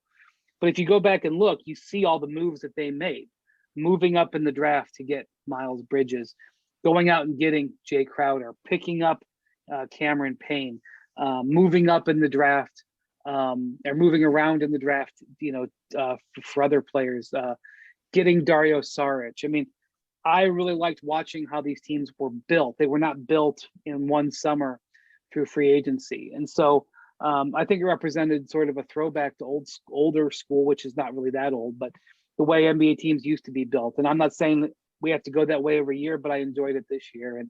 And I also have always believed that Giannis had the capability to grab a series by the neck and take it down. And in game 2 of that series, even though they lost it, when he realized his knee was okay, he grabbed the series and he took it down. And the Bucks do not have the most talent. That's probably the Nets in the Eastern Conference. But if you think that now that he's discovered he can do this, that Giannis is not going to be doing this more, it won't be every year, but Giannis has now seen his ability. He is now a beast who is aware. It reminds me of LeBron, a beast who became aware and raffled off 8 straight finals because there were times where he's just like, I'm not going to let us lose. Giannis has that type of capability. We've seen it. And so we're going to see it more. And I just really enjoyed us all going along the journey with him to watch it happen. Here with Brian Windhorst, ESPN NBA analyst and writer. Brian, you kind of alluded to super teams. You kind of alluded to a question I was going to ask about kind of the Bucks' future and whether this is a sustainable thing, because a lot of people have mentioned how, like you said, they did benefit from a couple breaks, whether that be injuries from the Nets or from the Lakers, to kind of get to where they were and be that mid-market team that can overcome all that and win a finals. Is that going to be a trend that continues, or do you think these big market teams like the Nets, for example, that we talk about a lot, or the Lakers come back and kind of challenge this Bucks team? What do you think the future is for this Bucks team? Yeah, well, I mean, when you look at the talent that the Nets have, you have to think that if they stay healthy, that they're going to be very hard to beat 4 out of 7. So obviously, if I was projecting the short-term future of the East, I would say the Nets are going to be very formidable. The Bucks' great advantage is that they have all three of those guys signed. They're all in their 20s. There's no reason why. I mean, short of health issues, there's no reason why they shouldn't remain very potent if those guys are healthy. And they didn't even have one of their good young players, Dante DiVincenzo, who, will be a nice addition when he comes back. And they have some work to do. They have to try to keep Bobby Portis. That's not going to be easy. And they have to continue to work on the edges. But they have a championship core that's relatively young under contract. So that's what every team dreams of. So I absolutely see them being title contenders. I mean, a lot of things have to fall right for you to win. They may not win another one, but it doesn't mean that they won't be right there for the next 3-4 years. So I think one of the things that we're going to see is the impact that Chris Paul had on the Suns. Some teams that are sort of in that middle are going to quest for that one difference-making veteran.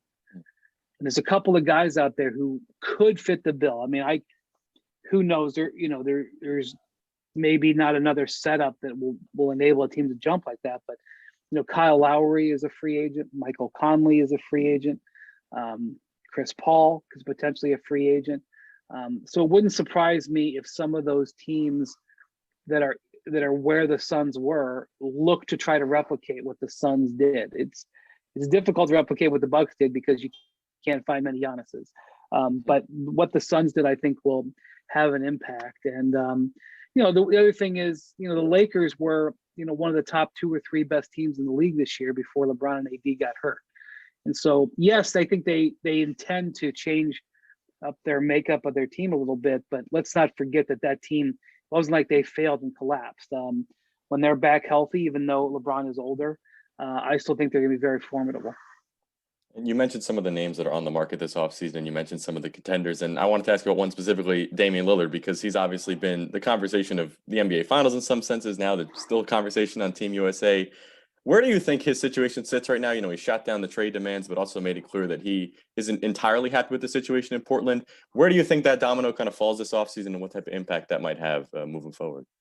Yeah, I think it's a classic situation where Dame is trying to hold the Bucks' feet to the fire. Because he sat there and watched the Bucks go all in to get Drew Holiday and PJ Tucker. That's another guy, by the way, Milwaukee's got to try to re-sign. Yeah.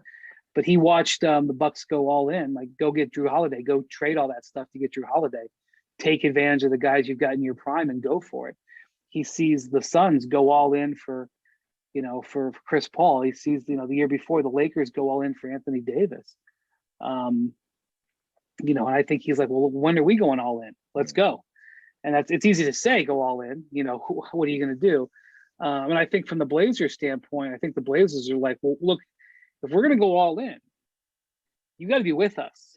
We can't go out there and make trades and do stuff like that. And then you're sitting on the fence. You've got to, you're under contract for 4 years. We got to know that you're with us. And he has been with them. It's not like, I'm saying that Dame owes them that, but if they're in their shoes, they're a little bit worried about it. And so it seems like there's a couple of people sitting on the fence. The Blazers sitting on the fence and Dame sitting on the fence. And so I think for it to be a healthy situation, I think there has to be some big decisions made. Like, this is the way we're going to do it. And that may mean Dame saying, okay, just trade me, but he hasn't gotten there yet. He's certainly danced around it, but he hasn't gotten there yet. The Blazers haven't gotten to the place where they're like, okay, we're going to offer everything for these players. I mean, maybe they're in the process of doing that, but I have not heard that. So with two guys sitting on the fence, sort of eyeing each other, you're going to end up with middling results. And they've been middling the last few years. And I wouldn't be surprised if they're middling again if they don't, choose a path right here. And this is a big couple of weeks for the Blazers for sure. This is One-on-One here with Brian Windhorst from ESPN. Sticking with free agency, looking at the landscape kind of this offseason, what are some kind of big names that you could see potentially being on the move, or even some guys that you could see relocating and being on new teams starting next season? Yeah, so there's not a lot of the big names in free agency signed contract extensions. So they're really the only big free agent name I mean, you have Chris Paul is obviously a big name, but Kawhi Leonard, who's probably going to be out for next year. But I think the big thing is to watch the extensions. So there's a number of high-profile players who have 1 year left on their contracts. And if they're going to be, almost all of them, I would assume, are going to be offered contract extensions. And if they sign them, no problem. If they don't sign them, it sends a message that there may be something going on and their team might have to do something. So watching the extensions play out, and that may not be something that plays out instantly in the first week of August. It may actually play out that way. But so you look at a guy like Steph Curry. Now, we all assume he's going to sign long-term and remain committed and be a Warrior. And that may happen, and that may happen when they forget about it. But if he doesn't, there's going to be a lot of interest there. You have Bradley Beal, 1 year left on his contract. Will he extend? If he doesn't extend, what will the Wizards do? Will they play it out and roll the dice, or will they look to trade him? You have Jimmy Butler, 1 year left on his contract. Does he extend? Or is he unhappy about not getting his extension and he starts rattling the cage like he did in Minnesota? You have Zach LaVine, 1 year left on his contract. His contract terms are not favorable for an extension. If he doesn't extend, is that something the Bulls have to be worried about? And there's even a few more you can go down the list on where this becomes like, will the extensions or lack thereof cause transactions? So that's what we're going to be watching very closely, those types of players. Of course, Dame, he's got 4 years left.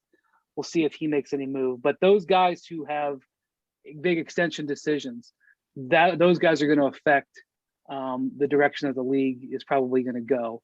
And then you have, like I said, Dame Lillard, and then maybe even Ben Simmons as a wild card in there.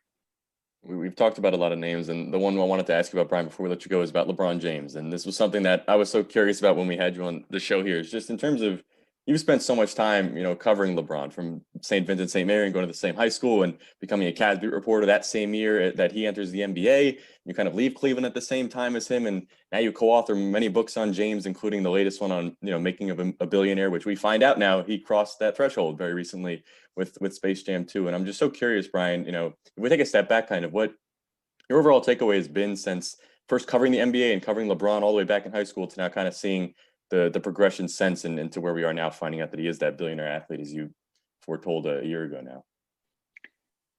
I think the thing with LeBron that when I look back is that I am really remark on is his sense of perspective. So what I mean by that is, when you're that hyped and there's that much attention on you, it can, and not just when he is in high school, but even his first, 7 or 8 years in the NBA, it can be very easy. And the media falls into this every day. And I've fallen into it many times of looking right at what's in front of your face and evaluating what's in front of your face and making judgments and decisions and everything like that based on the immediate. What LeBron has always been able to do, which is something that people learn when they get older, but that he had when he was 18 years old, is his ability to see the whole field. It's the same, in its concept, the same ability that allows him to be such a great playmaker and passer, because he can foresee and predict and watch things develop and take advantage of them. I just go back to when he's 18 years old. I really don't think, it's very hard, even as much as I've studied it and talked to all the people, it's hard to comprehend. I mean, you have to understand that he grew up in poverty. His mother was living in government assisted housing. I think she was paying like $80 a month, or I don't know, a couple $100 a month in rent so that they could have this house, and the government was paying the rest. And I know that he had been getting some stuff, like his mom got a loan for a car, so he had a Hummer. And he had all the gear and all the shoes that he could ever want. But when he goes to Adidas after school, I want to point this out. He goes to school on a Thursday in April. Now, granted, it's his senior year. He's probably got senioritis, but he's still, he went to history class and government and whatever. And then he leaves the school, and a limo picks him up, and they take him to the airport. And he gets on a private jet, and the private jet takes him to Boston to Reebok. And he goes in there, and Reebok's play that night is to pull out a check for $10 million. And say, if you sign with us right now, you can have this check. This check is a cashier's check. It is your money, $10 million in your bank account. When you go to the bank tomorrow, it will be in your account within minutes, and you will have $10 million.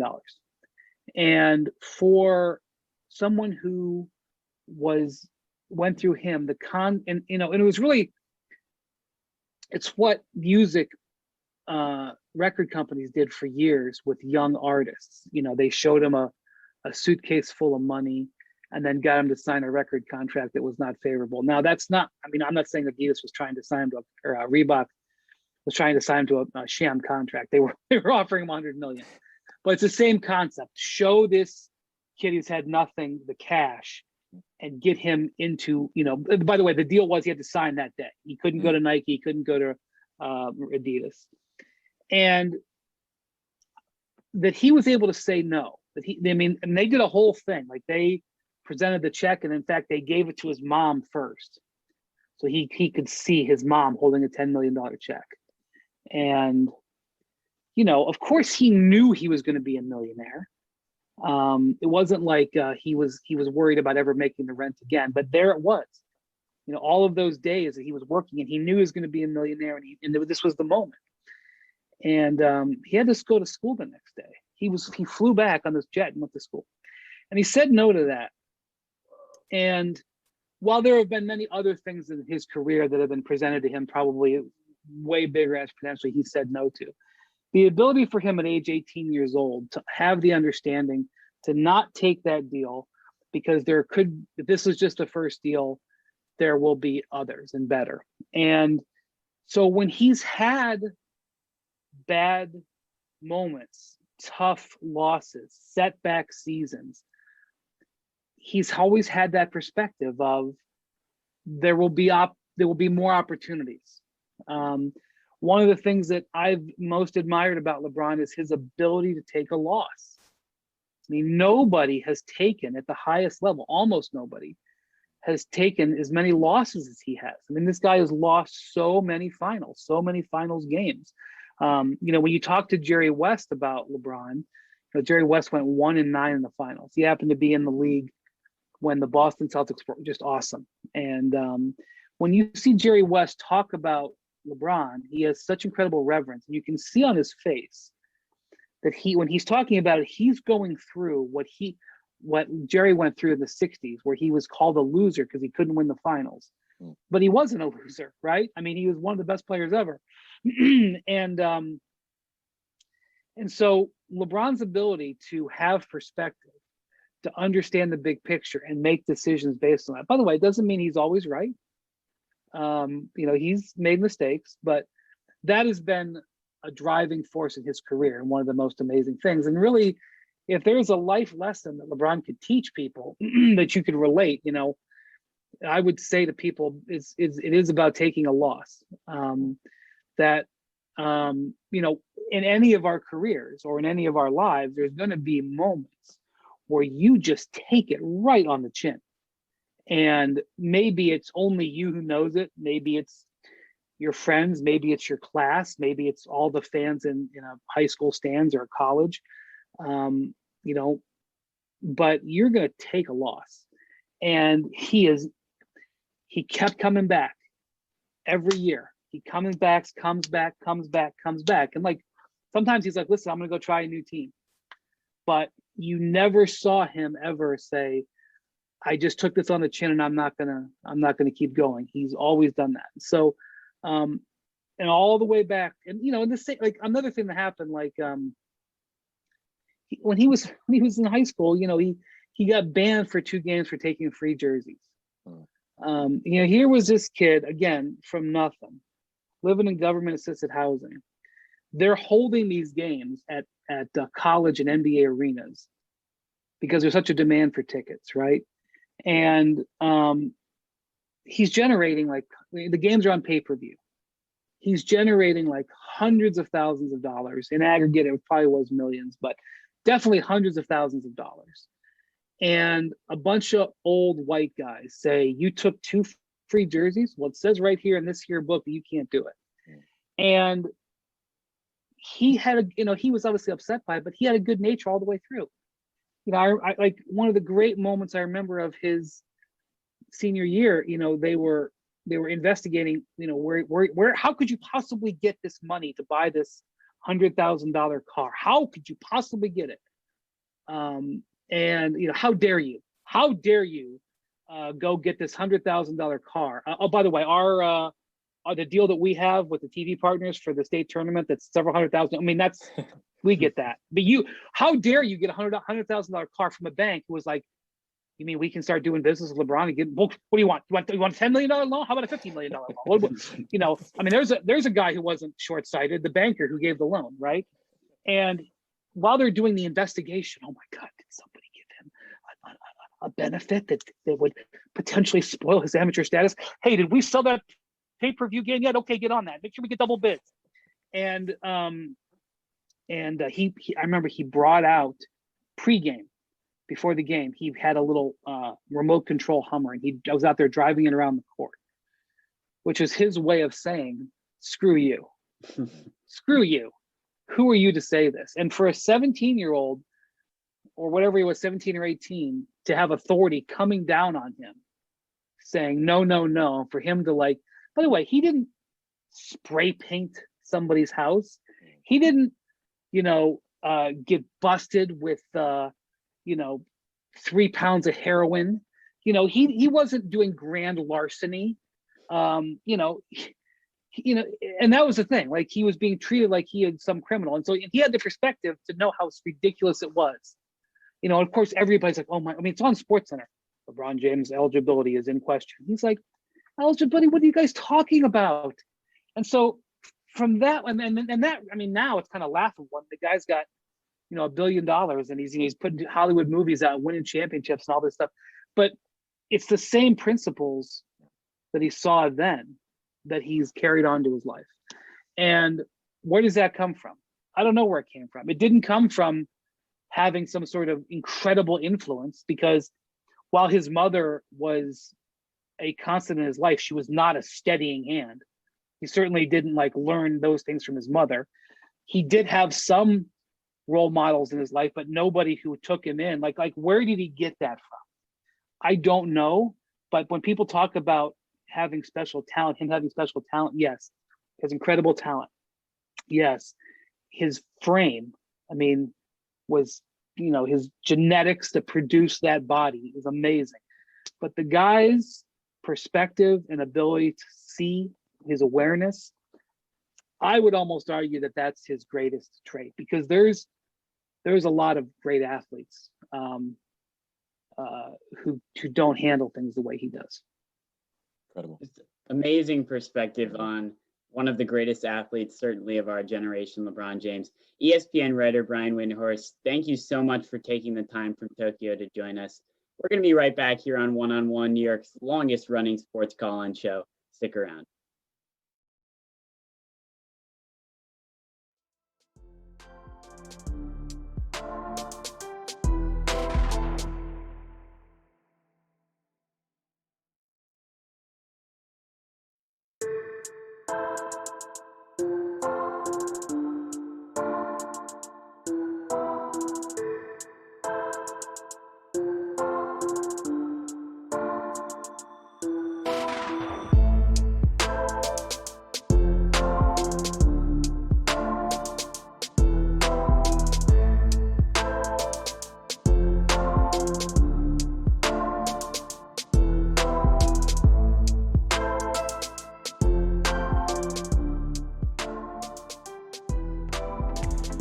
To support the WFUV Sports Department, visit support.wfuv.org to become a member or make a one-time donation.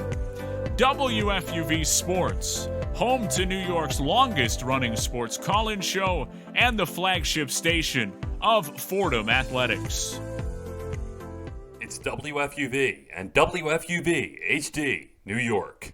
Listener-supported public media from Fordham, the Jesuit University of New York. Right here on 90.7 FM, WFUV.org, and WFUV Sports, sports.org. This is One on One, New York's longest running sports call-in show on 90.7 FM, WFUV.org, and WFUVsports.org.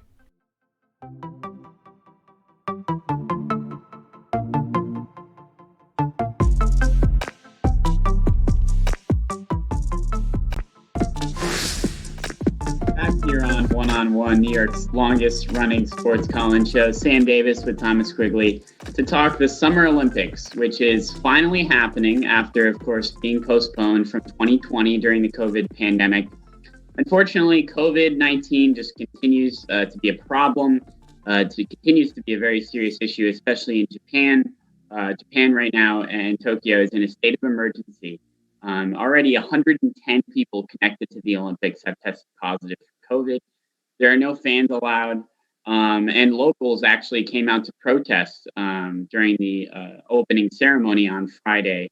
It's just a very difficult situation that this Olympics is taking place during. So, Quiggs, I'm going to ask you, do you think it was a good idea to have these games, or should they have considered rescheduling again? That's a tough question to answer. Obviously, they've already postponed it 1 year. I think that the bottom line was that they were either going to get these games off with a few hitches, or they were just going to not play them at all, because if you pushed them back another year, it's already a lot to ask for athletes who have training schedules that lead specifically up to the Olympics every 4 years. They have very regimented training schedules that, they're designed so that in 4 years I'm ready to go. And last year, obviously, that was completely thrown out the wayside. So I don't think they would have thought that it was necessarily fair to the athletes to say, all right, you have to wait 1 more year, even though we told you last year that you only had to wait 1 more year. So they're really stuck. The IOC was stuck between a rock and a hard place with this decision.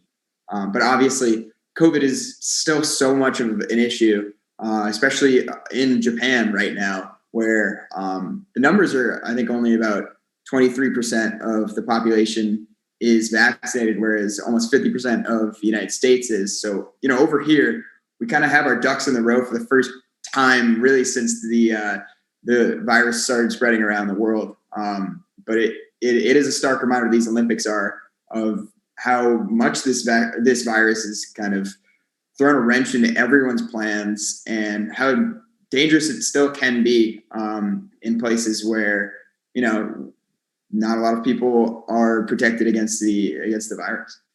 Yeah, So I think I think bottom line is it's definitely not as fun to have an Olympics without fans, but there's already been so much money put into the infrastructure and everything they've built for these Olympics. You don't get a lot of that tourism because you don't have fans now, but I think it would have been so much more of an issue to postpone it to next year that they kind of had to get it done this year. Yeah, there's multiple perspectives to it, and I think multiple perspectives outside of what we as kind of Americans living in the United States view the situation, because obviously, like you said, vaccines are widely available in the United States, which gives us the opportunity to have fans at games and kind of return to what seems like normal post COVID-19, heart of the pandemic at least. But things are different in Tokyo, and that should be understood. I think both from, you mentioned the athletes' perspective. A lot of these athletes, this is their shining moment. The Olympics is their time to really play the sport at the highest level. Some of these sports that don't get shown on national television very often. So they get the opportunity to really shine and maybe win that gold that makes their career in whatever particular sport they play. So that's something that I think postponing already was devastating. Postponing again could be even more devastating, which is what makes this situation so difficult. But then there's also the perspective of the locals, in Tokyo, who are taking things very seriously and being cautious with the virus because of how, that situation is going on in Japan. And now they have athletes coming in from all over the world, athletes that may or may not be vaccinated, all coming into one place. And I can understand their frustration. I can understand them being upset or concerned over the situation, because it's sure the Olympics is an awesome event, but if there's no fans, they can't even go see it.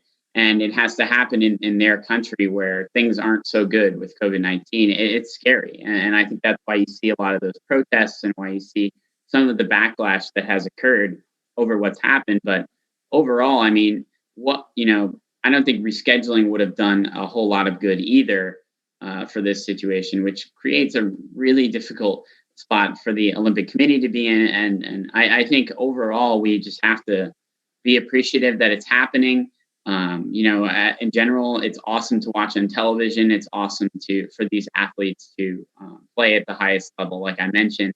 Also, it's just, for me, I think we just have to kind of sit here and hope that not too many players or not too many athletes, or even those in the Olympic Village, kind of have to go through the issues that COVID-19 presents. And there's also, we just got off that interview with Brian Windhorst, me and Alex, and he brought some really interesting perspective. Being in quarantine in Tokyo, kind of having to go through all sorts of different not loopholes, but all sorts of different steps, getting COVID tested basically every day. So it seems like, and he's vaccinated. So it seems like that they do have a lot of precautions in place to make sure that this event goes off as well as it can. So I think that's something to look forward to as well. But shifting over here, I want to, of course, get to the on the field, the on the court performance, specifically talking about a Team USA basketball. But briefly, I know the soccer team, the U.S. women's soccer team, had a shocking loss to Sweden, but they seem to have rebounded, at least today, this morning, playing well. They won against New Zealand, so that was a good comeback win for them. Maybe that first game was just kind of a little bit of early jitters, or maybe just they weren't quite ready. And we saw that with the USA basketball team as well in their first two exhibition games. 2 games that they lost to teams that they should beat. We see Team USA basketball as kind of the top of the Olympics there, and it seems like they're the favorites to win gold every time. There's a bunch of different kind of reasons maybe behind those 2 exhibition losses. A change in head coach, is something to think about with Greg Popovich coming in after Coach K was their coach for a while. Also, just the changing scenery between Bradley Beal and Kevin Love leaving the team, and then having players come straight from the NBA Finals to Tokyo. Brian Windhorst brought up a good point too, of the fact that in 2020 there was normally Olympic basketball teams play every year, every summer, going up to an Olympic appearance to kind of get used to playing with each other. But in 2020 they didn't have that, obviously due to COVID. So maybe that plays into it as well. But Quigg, what do you think of this Olympic basketball team for Team USA? Do you think the gold medal is still kind of expected almost, despite some of the early struggles in the exhibition games? Yeah, I think the gold medal is still the US's to lose. They're still by and large the favorite in this tournament, despite their very uncharacteristic losses to Nigeria and Australia in the warm-ups. But this is where it all starts. France versus US, it's their first game in the group stage. And this is when it starts to count. So I think when it's all said and done, we'll look back at those 2 exhibition games and think, wow, we really overreacted to a team that really is about to go and maybe not dominate, but certainly show their strength in this tournament, because historically, I mean, they are the best team in the Olympics almost every year. There's been years like 2004 where they fell a little bit short. But since they have had professionals, which is, I think the first team was in '92 with the Dream Team, they've just been far and away the best basketball team on the court when it comes to the Olympics. So I am excited to see how the various challenges that COVID-19 has brought to just the general flow of the Olympics, especially for basketball. Like you mentioned, the teams that weren't really able to gel last year and practice a lot together. So it'll be very interesting to see how that affects the teams on the court. I think this will probably be a more even, or at least the United States is going to be a little bit brought down to earth a little bit more than they usually are because there's so many factors that are leading into this. They got Popovich coaching there for the first time as a head coach in the Olympics. They have players that are returning from the NBA Finals who, are probably pretty exhausted right now. Devin Booker, Chris Middleton, Drew Holiday. Yeah. And the fact that they have to turn around so quickly, the finals never last until July. So that's a bit of a new adjustment for them. And of course, the emotional reaction to maybe dropping 2 games that you certainly should not have lost in the exhibition. I think that will light a bit of a fire under this USA basketball team. But I'm very optimistic about how they'll fare. And I definitely wouldn't recommend that people overreact too much to their very much lackluster performances in the exhibition games leading up to the games. Yeah, as much as NBA basketball or just basketball today is an individual game filled with plenty of stars, you still have to win as a team. And I think it's still important to have good team chemistry. And that's something that maybe just being thrown together, late adjustments in the roster, guys coming over late from the NBA Finals, that's a tough thing to deal with right away. And maybe that's another thing that plays into some of those early losses. But I agree with you. I think this is definitely Team USA's gold medal to go out and win. France is going to be an interesting test to start the year off. To start the Olympics off, because they're a pretty good team. They have some NBA players on that roster. So that's going to be an interesting first test for them to show if they kind of learned anything or changed from those first couple exhibition games. I think another thing to be said about real deal games under the big lights, it seems like the Olympic team will kick it maybe into another gear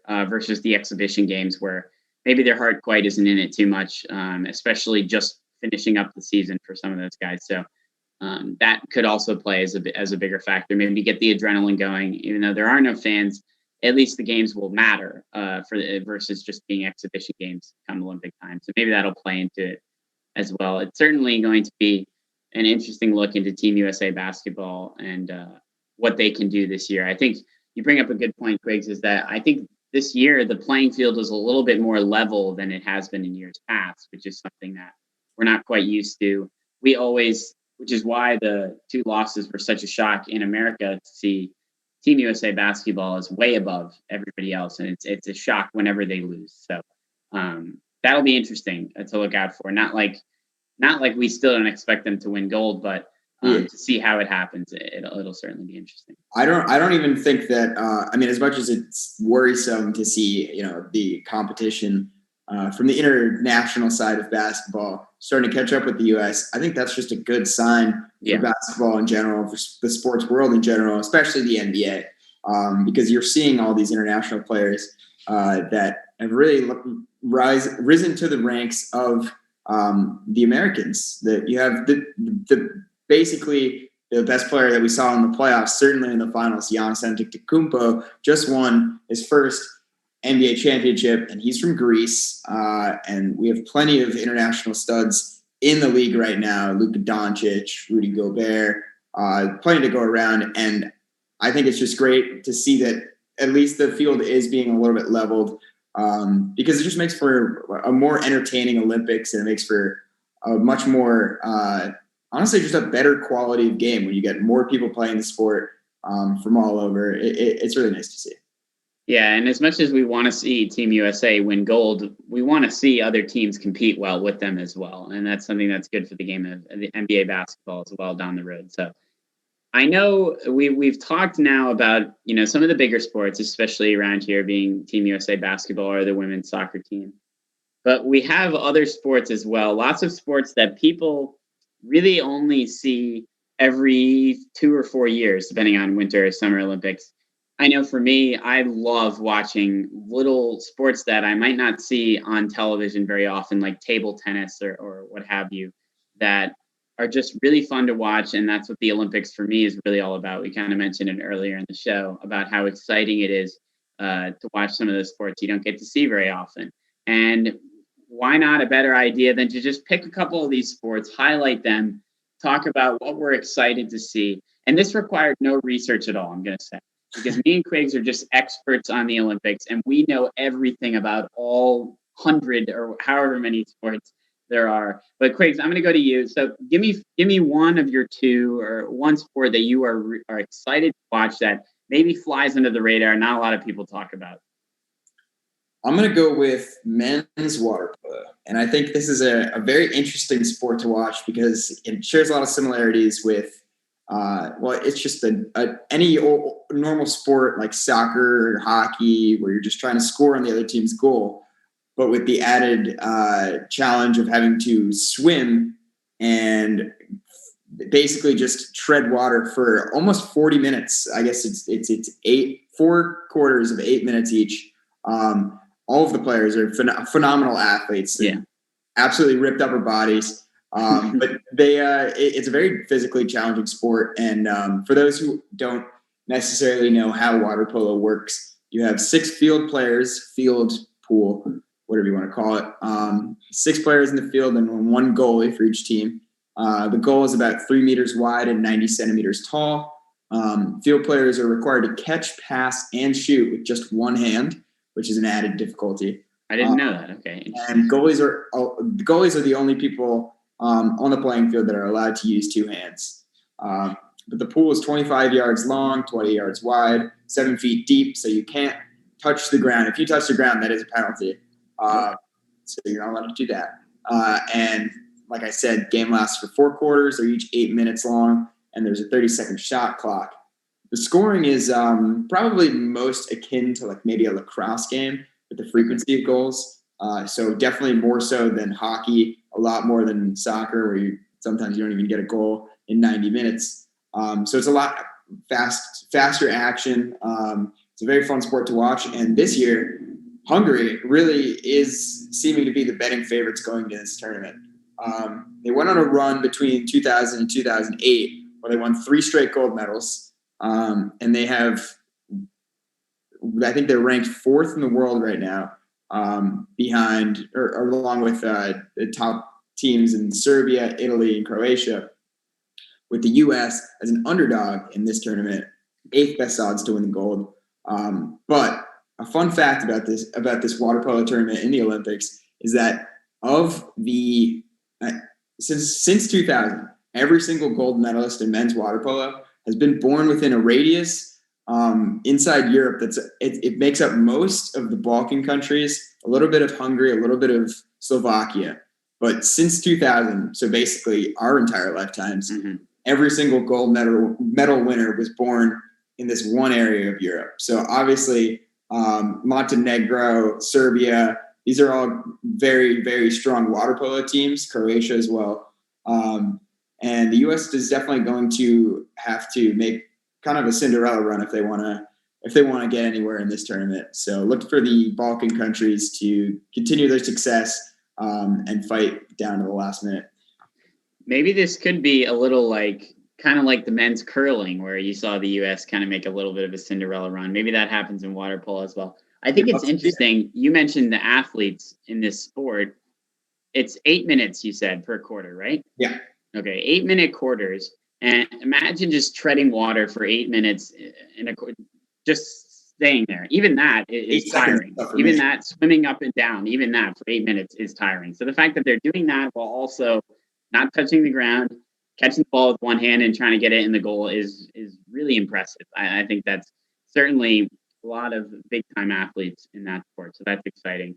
My sport here, I've got 2 of them, but I'll give you one, is canoe slalom, which I am going to be honest, I didn't know that existed as an Olympic sport until yesterday. But I saw it and I was immediately fascinated because we know I've watched, skis like giant slalom, stuff like that. Like that's a pretty well-known event for the Winter Olympics. It's obviously slaloms, you got 2 posts basically, and you have to go between them essentially, or through one, through the other, and you can't touch them. That's the key. But when you're in a canoe, it's a little bit more complicated. You're in whitewater rapids, so they kind of build that course, and you're going between the slaloms as fast as you can, and you get penalties if you do touch one. That's just like a time penalty.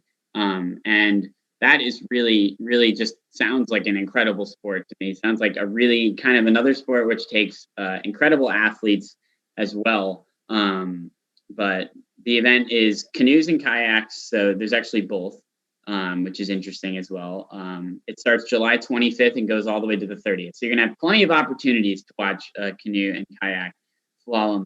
The favorites, at least for the men, is I'm going to pronounce this name terribly wrong, but Jiří Prskavec from the Czech Republic. He's the world champion. So, but there's another guy from Spain, David Llorente. He's second. He was second at the World Championship, so maybe he'll challenge him. And then for the women, Australia's Jessica Fox. Australia sounds like a good place to do this. I guess train for it. I don't know.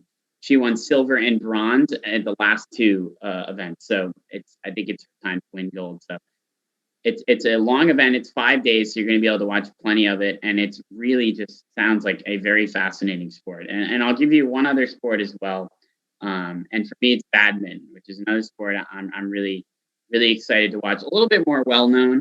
And I think it's what appeals to me most is the fact that a lot of people have played badminton before just for fun. But to play it with so much strategy and at a high level is just so far away from our understanding that it makes for really exciting. It makes for really interesting a sport to watch. I like the doubles because it's more of a team sport, which I think is very interesting.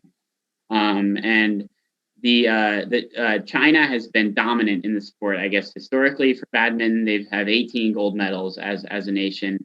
But Japan, the host nation, has been really good lately. So that could be an interesting rivalry potentially down the road. So badminton is another sport I'm really excited for. Quiggs, do you have another sport here besides water polo that you're interested in as well? I would say the two sports that I am very interested in seeing because they are brand new to the tournament are surfing and skateboarding. They're two sports that we've never seen in the Olympics before. I really have no idea what to expect, but I'm very, very interested in seeing two sports that not necessarily, I guess the people that participate in them, not necessarily looked at as the traditional athlete. So it's definitely interesting to see them finally get their flowers and get to compete at the highest level on the biggest stage. I saw Tony Hawk was obviously not competing at his age of mid-50s, but he was in Tokyo trying out the skate park that they will be using for their event. So that was some pretty good company to keep up there in Tokyo. I'm very excited to see what that has in store. And pretty much I will be watching a lot of different sports that I've probably never necessarily seen before. So I'm very excited about that. I definitely love watching the Olympics. Even if there's no fans, it's going to be a very entertaining time.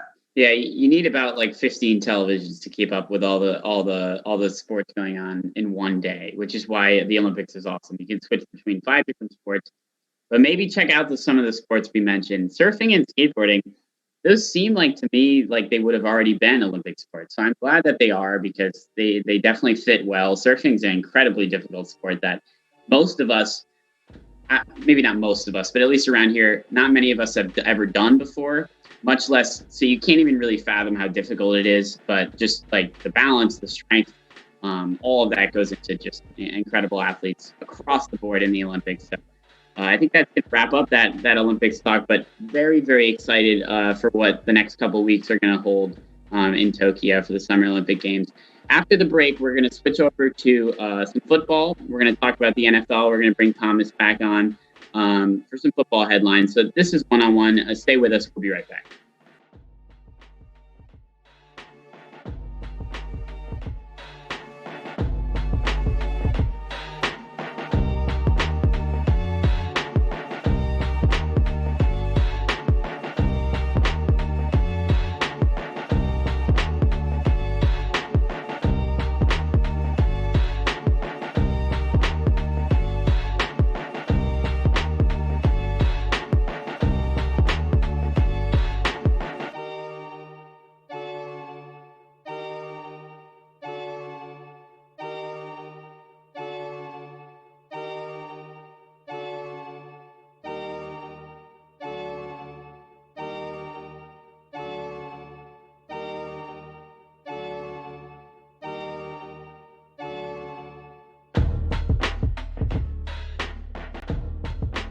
One on One has a brand new YouTube channel. Subscribe to WFUV Sports to catch our simulcast Saturday nights and get notifications so you never miss another show. Miss the show? You can find on-demand segments, interviews, and highlights every week. WFUV Sports, home to New York's longest-running sports call-in show and the flagship station of Fordham Athletics.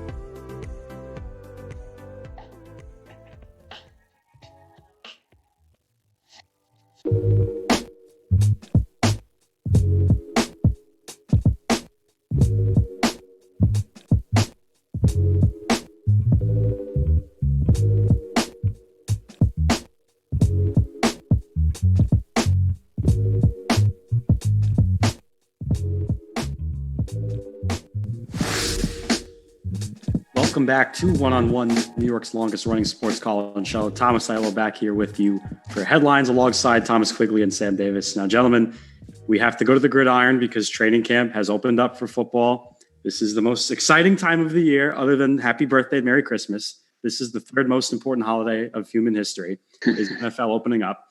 And we've got a lot of dense conversation with the NFL's vaccination policy. This is definitely one of, I'd say, the more touchy things that they've done in the past couple of years, because the NFL and Roger Goodell have imposed a vaccination policy for players and staff alike that teams with unvaccinated players, if they cause an outbreak, not only will they be forced to forfeit a football game, but they're going to be subject to not getting their weekly pay. So this almost puts pressure onto the players and staff to get vaccinated. And we've already seen a lot of backlash from it. We have the Vikings O-line coach, Rick Dennison, who quit because of the policy, as well as the Patriots assistant offensive lineman coach. And then the players just essentially lashing out. DeAndre Hopkins, who was probably the best receiver in football, tweeting out that he's contemplating his future, and then followed up with a tweet that said freedom. We have Matthew Judon just going absolutely off the rails and dropping an F-bomb, saying the NFLPA is you know what. And then you have the exchange between anti-vax enthusiast Cole Beasley and his teammate on the Bills, Jerry Hughes. So there's a lot to unpack here, you guys. And it's definitely something interesting. I wouldn't say it's surprising given how this pandemic is pretty much wrapping up here, because the NFL, as we know, is a money machine and they want to generate as much revenue as they can. So that's why they're doing this. Let's not dance around it. But to you guys, should the NFL maybe have approached this a little bit differently than they're doing it now? Was there maybe a better way they could have gone about this? It's tricky. It's very tricky, like you kind of mentioned. And I think you also said something very important, that money is a huge part of this. It definitely is. No matter what the NFL says about, advocating for players to get vaccinated, like that's I think personally that's a good cause. And I understand how that can play into this decision, but the majority of the decision was made for money. They don't want to have games postponed. They want to play a full normal season. They don't want to have any interruptions. They want to make money off that, which, as a league, you, I guess, understand that, because that's what the league is all about, playing games and avoiding cancellations with what's going on with COVID. I personally, my original reaction was I did appreciate it, because I knew that this was going to get some players who maybe were on the fence. Here's my thought process is, I hope that this move encourages these players, these coaches, and just even fans of the NFL to learn more about the vaccine, to learn more even about the virus, as we're still approaching a whole year of the pandemic. Some people still don't quite understand how COVID works. So maybe just kind of learning more about the vaccine, its effectiveness, what it can help prevent, any sort of risks associated with it.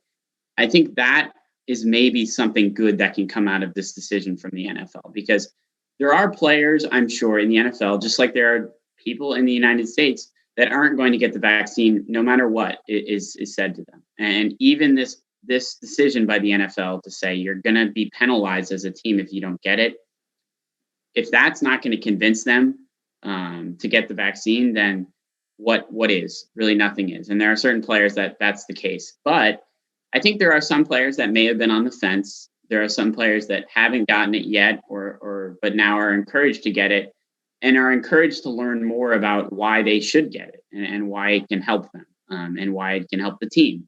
So for me, that is one of the biggest positives I think that can come out of this. Will it come out of it? I don't know. You're seeing a lot of the backlash. You're seeing a lot of the back and forth between guys that don't want to get it, guys that may be misinformed about the vaccine and what it can provide. So I like where the NFL is trying to go with this, and I hope that people take it as an opportunity to learn more about the vaccine, because we all want football to have a normal season. We don't want COVID outbreaks. Nobody does. That's something we can all agree on. So reaching that as the best way possible, the NFL is trying this, and they're really the first sport to really try this. So I do commend them for at least trying to promote that ideal. At the end of the day, like Aiello said, it all comes down to money.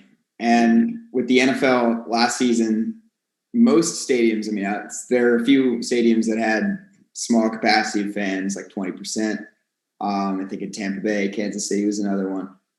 But a lot of stadiums didn't see a single fan the entire season. And the NFL wants to do their absolute best to make sure that doesn't happen again.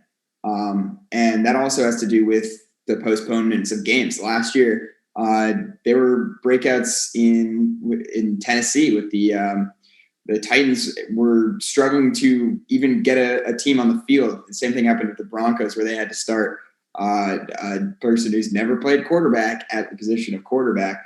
And that did not end very well for them. I think obviously they were put into a hole last season because there was no vaccine for COVID-19. If you got it, there was no way to protect yourself from getting it. So it wouldn't really make sense for the league to penalize a team that had an outbreak, as long as they're following, the guidelines that are made for them. Now, in this post-vaccine society that we're in now, I don't blame the NFL at all for their policy, because when it comes down to it, it's really within the individuals on the teams.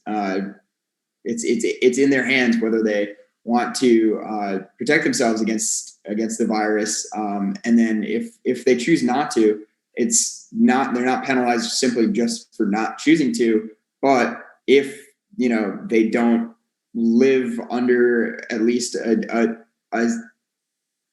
form of maybe social distancing, making sure that there is a very small chance that they do get the virus.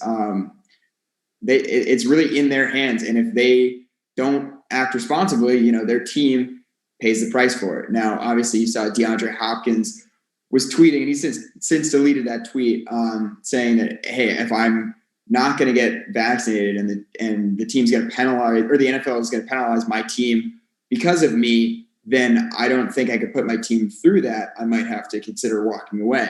Now, that seems very drastic, but obviously that's completely, that's his prerogative. And I think even though he is jeopardizing his team by not, getting vaccinated, he at least is owning up to the fact that, hey, if I'm going to put my team, in a spot where they're going to get hurt because of my actions, then I will just remove myself from the equation entirely. That's something that, it's pretty respectable about his thought process, at least on that.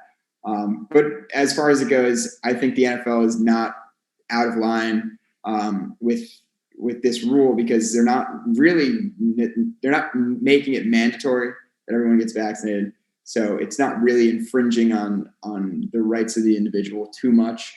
But it does present here. There are going to be consequences if this continues to be an issue, if we continue to have outbreaks. So I think it is by and large a fair policy. Yeah, let me jump in real quick, Aiello, before you. I totally get your point, Quiggs, because you're right. They're not totally enforcing it. They're strongly encouraging it.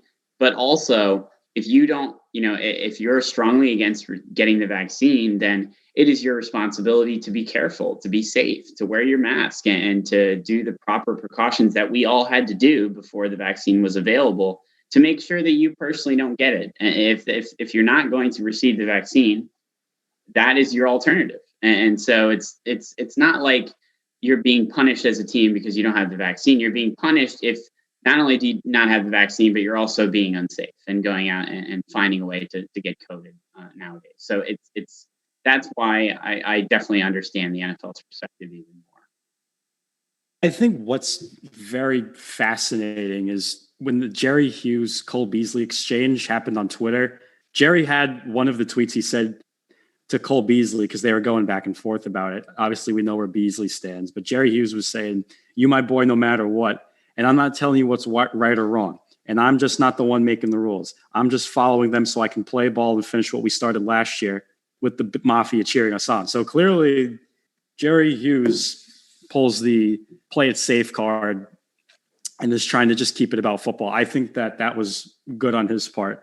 But he's also correct. He's in no position really to tell people how to live. Now, the NFL, Sam, like you said, they pulled a strongly recommend you all get vaccinated.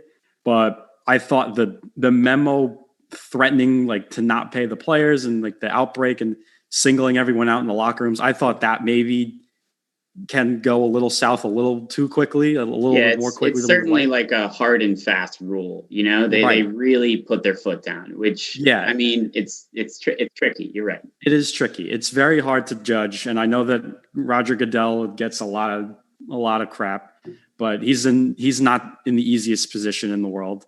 You can argue that. I think that's a fair statement. But the other thing I think they're going to run into is, I'll give you guys a quick little story. So I live in New Jersey.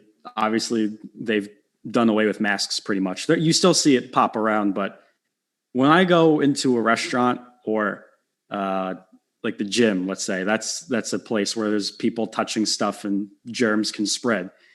There's no mask, and they don't ask you at the front desk, "Oh, are you vaccinated?" People they don't show up with it, vaccinated or not. They don't show up with it, and I have a fear the NFL is going to run into something like that.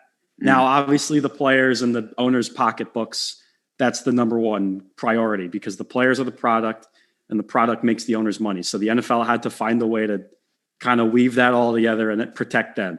The fans, I think they're really not considering because they can just as easily lie. And I don't know if a team like Tampa Bay, who's in a state like Florida, who has been open for months now, like it's obscene how they've been able to do it, is going to ask every fan, "Are you vaccinated?" Like, or we're just going to give you like a bucks. It's a very two-sided argument you can think about it. It's very weird. It's very touchy, but I think the NFL is like we said, they're trying to just protect their earnings because they're going to make money no matter what. At the end of the day, any sport, no matter how hard you try, you're not going to compete with the NFL. It's just a known fact. And I think they're going to run into that problem, but they kept a lot of it under wraps. Quiggs, like you said, with the Titans, they went to that high school in Tennessee to practice. People were playing with COVID probably, but they wouldn't say it because, again, money at the end of the day.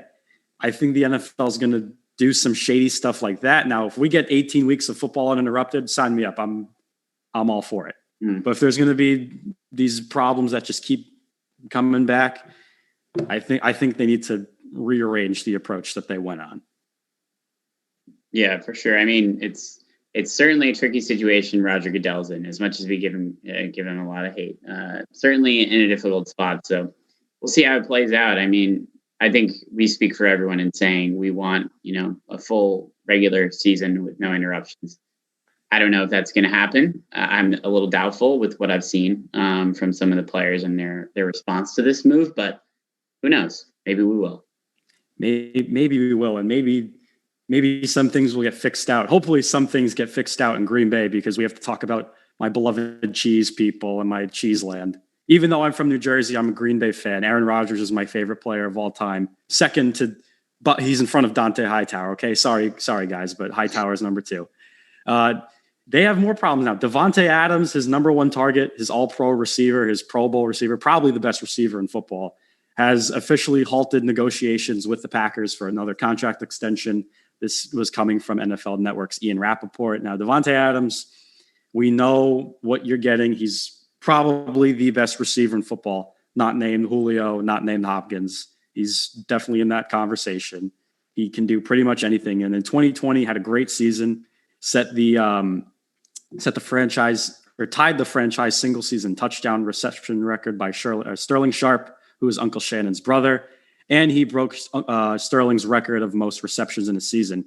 So obviously Green Bay, it's a hot commodity with Adams and how good he has become, watching him grow. But now they've entered crossroads with him and Aaron Rodgers, and everyone is flipping out.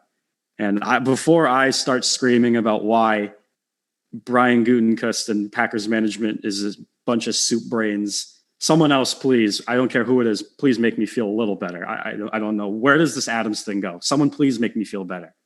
Griggs, I don't know if I can take on that role of consoling Aiello right now, so I'll let you do it first. I have no words that are going to make you feel better because I have no idea what Aaron Rodgers is doing right now, but I feel like there's a good chance that he does not like where he's at. And if you don't have Aaron Rodgers in Green Bay, I don't think that Davante Adams is considering at all that he wants to play for Jordan Love. Now, obviously, we live in a situation, we live in a time in professional sports where individual players who aren't necessarily even the direct stars, Davante Adams is certainly not the biggest name on the Green Bay Packers, but he's a star. And he has the ability to leverage his chips, and if he doesn't like his situation, he can get out of it if he wants. We've seen that throughout the NBA especially, and the NFL. This happens a lot these days. So I don't have good news for you there. But it's very interesting to see how just a situation in which a quarterback that's just not really playing ball at all with his team can have such an effect on the entire league, because now you have a bunch of teams that think, hey, maybe we can get Davante Adams. But at the same time, I think that Davante Adams is one of those players that there's a lot of players that played under Tom Brady who would not have been nearly as good if they played under a lot of other quarterbacks. And I'm not saying that Davante Adams is not an elite receiver, because he is, but I definitely think that him playing with anyone outside of Aaron Rodgers and maybe like a 3 or 4 other big name QBs, you're going to see his level of production fall a lot. So I think that's partially why he is so concerned about potentially playing with Jordan Love as his quarterback. But I do wonder if he will be able to replicate anything close to what he did this season, which was a remarkable season for him, if he decides to go somewhere else. But sorry, I do not have any good news for you, Aiello, because I just do not see this situation with Rodgers and Davante Adams patching up with the organization that they simply just are not very tied to right now. Yeah, I mean, I'm not going to give you any more optimism. I think Davante Adams is clearly just waiting to see what happens with Aaron Rodgers in the short term, at least for this year, before making a decision long term. And I know Aaron Rodgers is not old, but getting up there in age. So it's not like Aaron Rodgers is going to be around for a while, but certainly Davante Adams' career will last, will extend beyond Aaron Rodgers. But I mean, he's a wide receiver, having a good quarterback like Aaron Rodgers on your team and being assured that he's there, it would make this decision, I think, a no-brainer. But because of what's going on, he's got to play it smart. And I don't blame him for his decision of deciding to wait, see what happens this year, see if Aaron Rodgers really does hold out and not play. If he does play for the Packers, then Davante Adams will still be there. He'll have a year with him. And then assuming Rodgers will try and move on or go somewhere else, who knows what that situation is going to be like. But you have to just understand, I guess, even Aiello, I know your heart's in it, as you can see. For those who cannot see him, he's wearing his Aaron Rodgers jersey for today. Your heart's definitely in it, but I guess you kind of have to at least understand where Davante Adams is coming from right now. Yeah, it's definitely a sticky spot that he's in. And you can backtrack to Mike McCarthy being there too long, him just becoming a stale head coach. Now he's on the Cowboys, so it's not like he's going to succeed anyway. But attributing that to just blunders over the years, Ty Montgomery, most recently not going for it in the NFC Championship game. There's so many things you can point to. The beef he had with McCarthy, with him and Rodgers, was bad. But Davante Adams is, I guess, kind of looking at it. And if you guys want to play the hypothetical game, because I do enjoy this, he can leave and he can go anywhere he wants to a team that needs a number one receiver. And I keep hearing like Las Vegas. To that, I say John Gruden is the new-ish McCarthy in the sense that he might know how to game plan, but do we trust him to be a competent head coach? He had a lot of pull on the Alex Leatherwood pick. They disassembled the offensive line for absolutely no reason. And as long as Darren Waller is going to be there, Devontae's not getting number one targets. He's going to get 1B targets. And Nelson Aguilar, who is now with the Patriots, left because he complained that he wasn't being utilized correctly as a wide receiver one. Now, again, in terms of just the position of receiver, wide receiver, Aguilar was the one. But the real one, number one's Waller. Could just be he didn't want to play with Waller. I want you guys to grab this concept. I see if you can do this for me.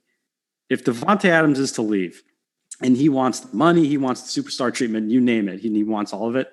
A team like the Jets, not the Jets literally, but a team like that where it's a defensive foundation. They have a great coach in Robert Saleh who's going to do a really good job. They've got young pieces for the future with Zach Wilson, who I think can be good, Mekhi Becton. They upgraded that O-line. And then you have Corey Davis, who's a really good number two, maybe a 1B. Jamison Crowder's the slot guy. Davante Adams on a team like that, where it's everything is set in place, all they need to do is plop him. There's got to be 3 or 4 teams that would take that. You would imagine, right? I would assume someone would take that. Yeah. So it's in his hands.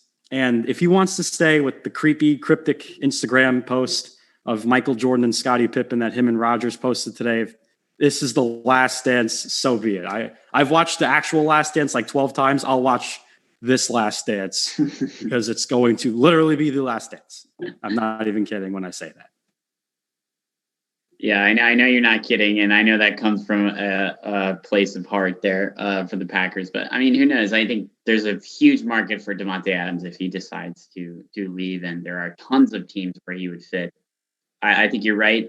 There are a couple maybe where he slides right into that number one QB spot. I mean, number one wide receiver spot, but he also needs a quarterback. You know, he's not going to go somewhere where, you know, I know Zach Wilson for the Jets, for example, or quarterbacks like him drafted pretty high and have great expectations, but they haven't proved anything yet. So maybe if Zach Wilson has a good year or a guy like him or somebody in that first round that gets drafted, maybe Davante Adams is more likely to gravitate towards that. But I think Davante Adams needs a proven quarterback, which is what this situation is showing for sure. Yes, certainly. And I think that it's going to be very all over the place kind of thing all season long. If Rodgers comes back, could they win the Super Bowl? I mean, it's not impossible. You got to beat Brady again. I know that Quiggs, you've used the RELAX against me on Pick and Pod, and I obviously can't do that right now.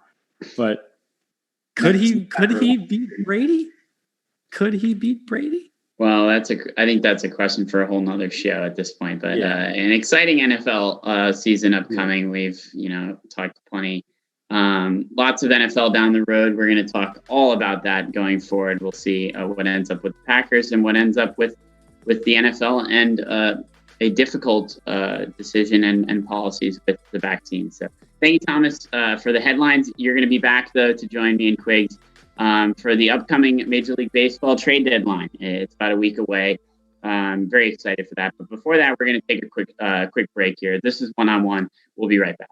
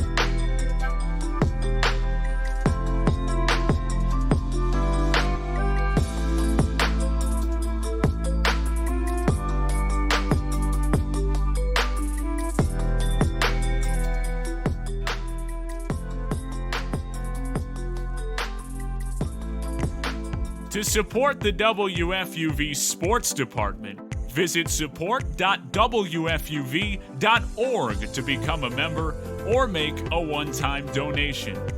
WFUV Sports, home to New York's longest-running sports call-in show and the flagship station of Fordham Athletics.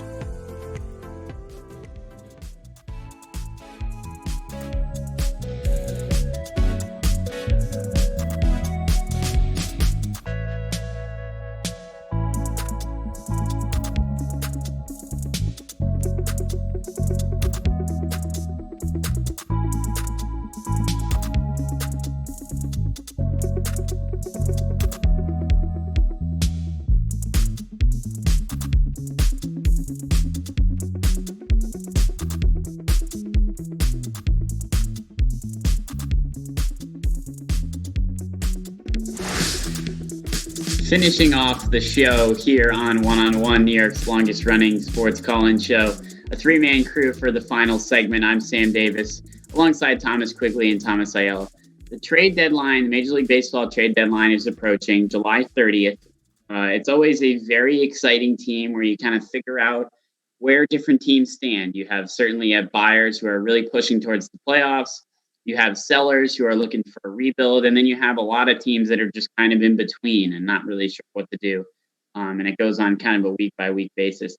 We're going to start with our local teams here, the Mets and Yankees. Quiggs, I'll start with you here. What do you see? I mean, the Mets have already made a move for Rich Hill, like we've talked about. Is another move upcoming for them? And then also the Yankees, we kind of talked about that as well. But what do you see our local New York teams doing in the upcoming trade deadline? Well, the Mets' big focus has to be pitching. I know we already talked about that today. There's still a good deal of pitchers out there that are on some very bad teams that might be looking to get rid of them. Obviously, Madison Bumgarner not having one of his strongest seasons, but we know he could still bring it. He did pitch a no-hitter this season, even if it was only 7 innings. So that might be an interesting deal for the Mets. The Diamondbacks are dead last. They're one of the worst teams of all time right now. Have gone on some incredible losing streaks. So that could be interesting. The question is what the Mets would have to give up for him. It might be a lot, might be some, maybe they could work something out where they didn't give up much for Rich Hill. But if you have to go out and get another starting pitcher and it's for, a win now type situation, which they may or may not be in right now, with like a bright future ahead. That might be a questionable move just because of his age. Tyler Anderson's another guy I look for in Pittsburgh. Yeah. He's got a respectable 4.39 ERA this year. But he probably wouldn't cost them too much. He's only $2.5 million for this contract year that he's in. So it wouldn't be much of an addition to the payroll. And he's averaging around 6 innings per start. Could be a nice addition to a starting rotation that definitely is looking sparse right now, but hopefully can get back on track as we go down the postseason run. But for the Yankees, I think it's time to sell. Now, that's not a very popular opinion in the Bronx or anywhere around the New York area, but in my very honest and non-biased opinion, it just seems like they've been in this rut where it's pretty much been the same young core for about 3 or 4 years now, and they're always able to usually get in the playoffs, except for this year, but have always gotten stalled and have still yet to reach a World Series since 2009, which is one of the longest droughts that they've gone on in their history, which is amazing to say for any other team, but for the Yankees, that's a huge drought.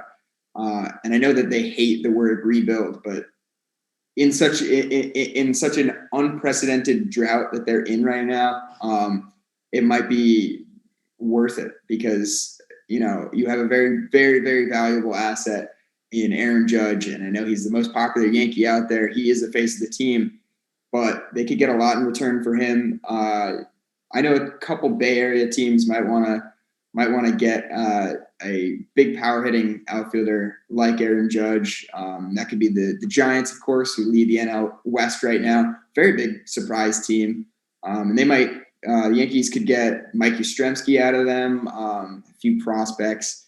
And he's spent a lot of time in the minors, but now he's kind of solidified himself as a major leaguer. He's the grandson of Carl Yastrzemski, of course. So it would be weird to see a Yastrzemski in pinstripes, but I wouldn't be extremely surprised if I see that happen. I would be a little bit surprised if I saw them deal Aaron Judge, but if it were for, with a team like the Giants or even the A's with Matt Chapman, another power hitter who would probably fit pretty well in the Yankee Stadium short porch right field for a lefty. He's a guy who can really smack the ball, and it plays in a very much a pitcher's park in Oakland and still puts up big home run numbers. So that's another option that they have. But I don't know. I just feel like you have to, if you're in the Yankees organization right now, you have to come to terms with the fact that it's just not your year. And I don't think that next year will be your year either, unless you start making some moves. So obviously Aaron Judge is the face of the organization. It would be a very rash decision. But coming from a guy who's a fan of a team who made a very rash decision to trade our face of the franchise, I'm not too terribly mad about that right now as we stand a year removed from that trade and back in first place. So who knows? Maybe that happens with the Yankees. There's a lot of things, a lot of question marks with that team right now. Thomas Aiello is shaking his head as our Yankees fan here.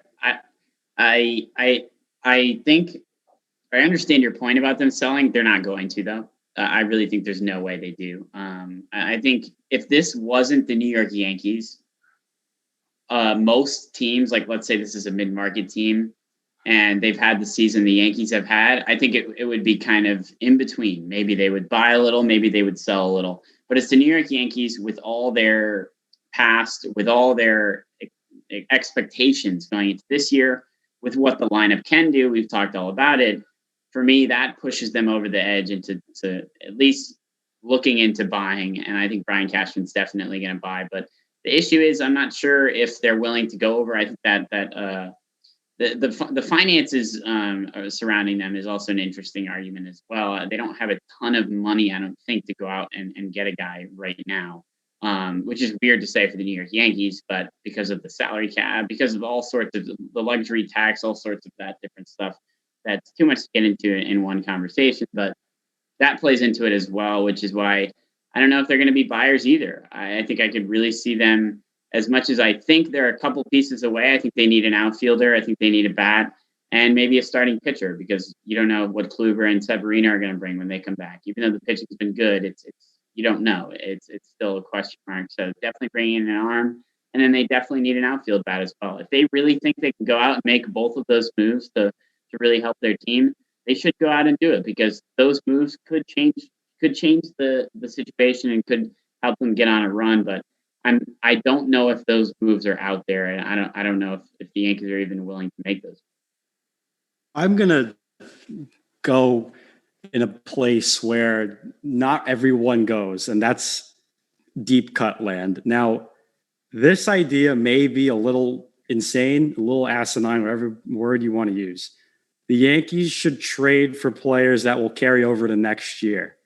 Now, what do I mean by that? Well, they've been in the Kyle Gibson thing to pair with Gallo and that whole thing. Those are two players that fit more than a few needs for them, and they carry over into next year because Gallo has arbitration next year and Gibson will be on an expiring. So if he's good and if you want to flip him for something next year, it's not the worst idea.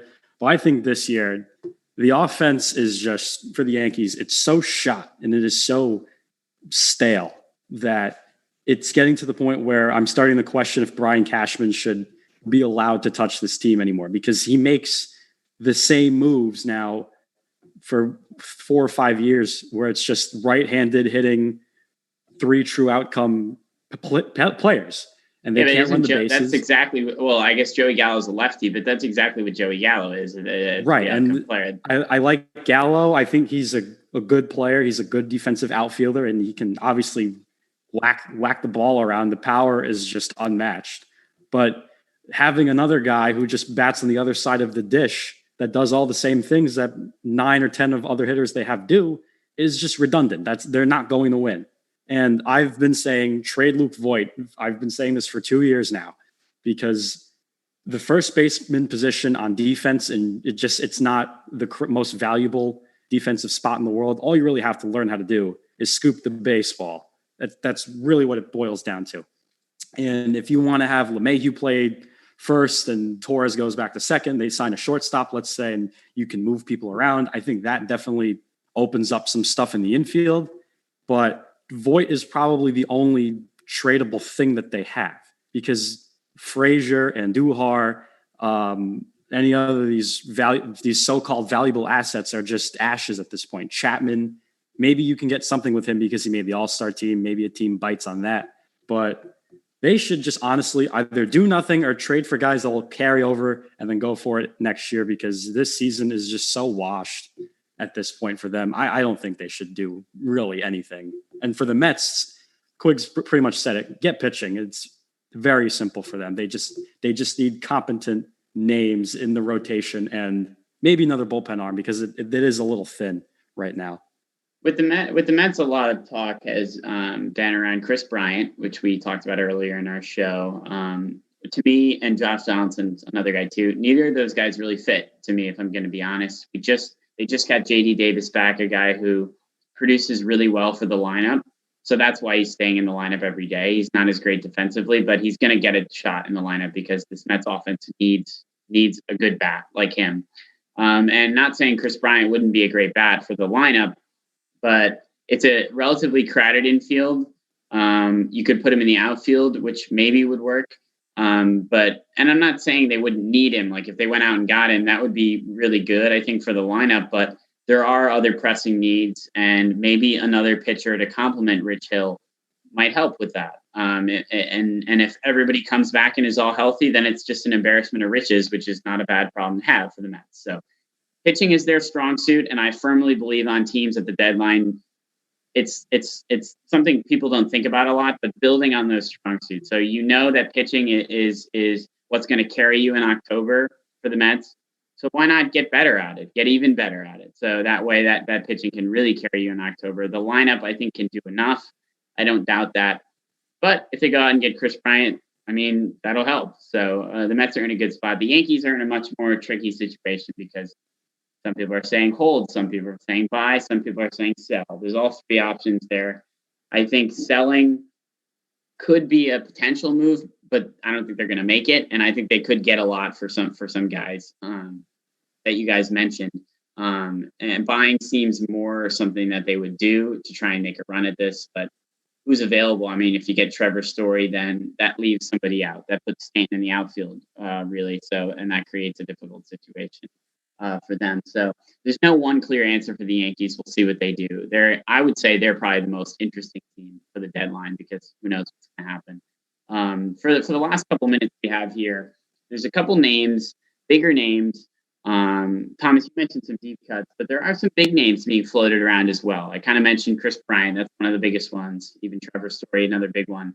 One other guy I want to talk about, and I don't think he's going to get dealt, but it's Max Scherzer, a guy that is on a Nats team who is just not very good. I think they're 6 games under 500. I think they're 7 games back in the division right now. And the NL East is a not very good division at all. So the fact that they're that far back shows that this doesn't really seem like the year for them.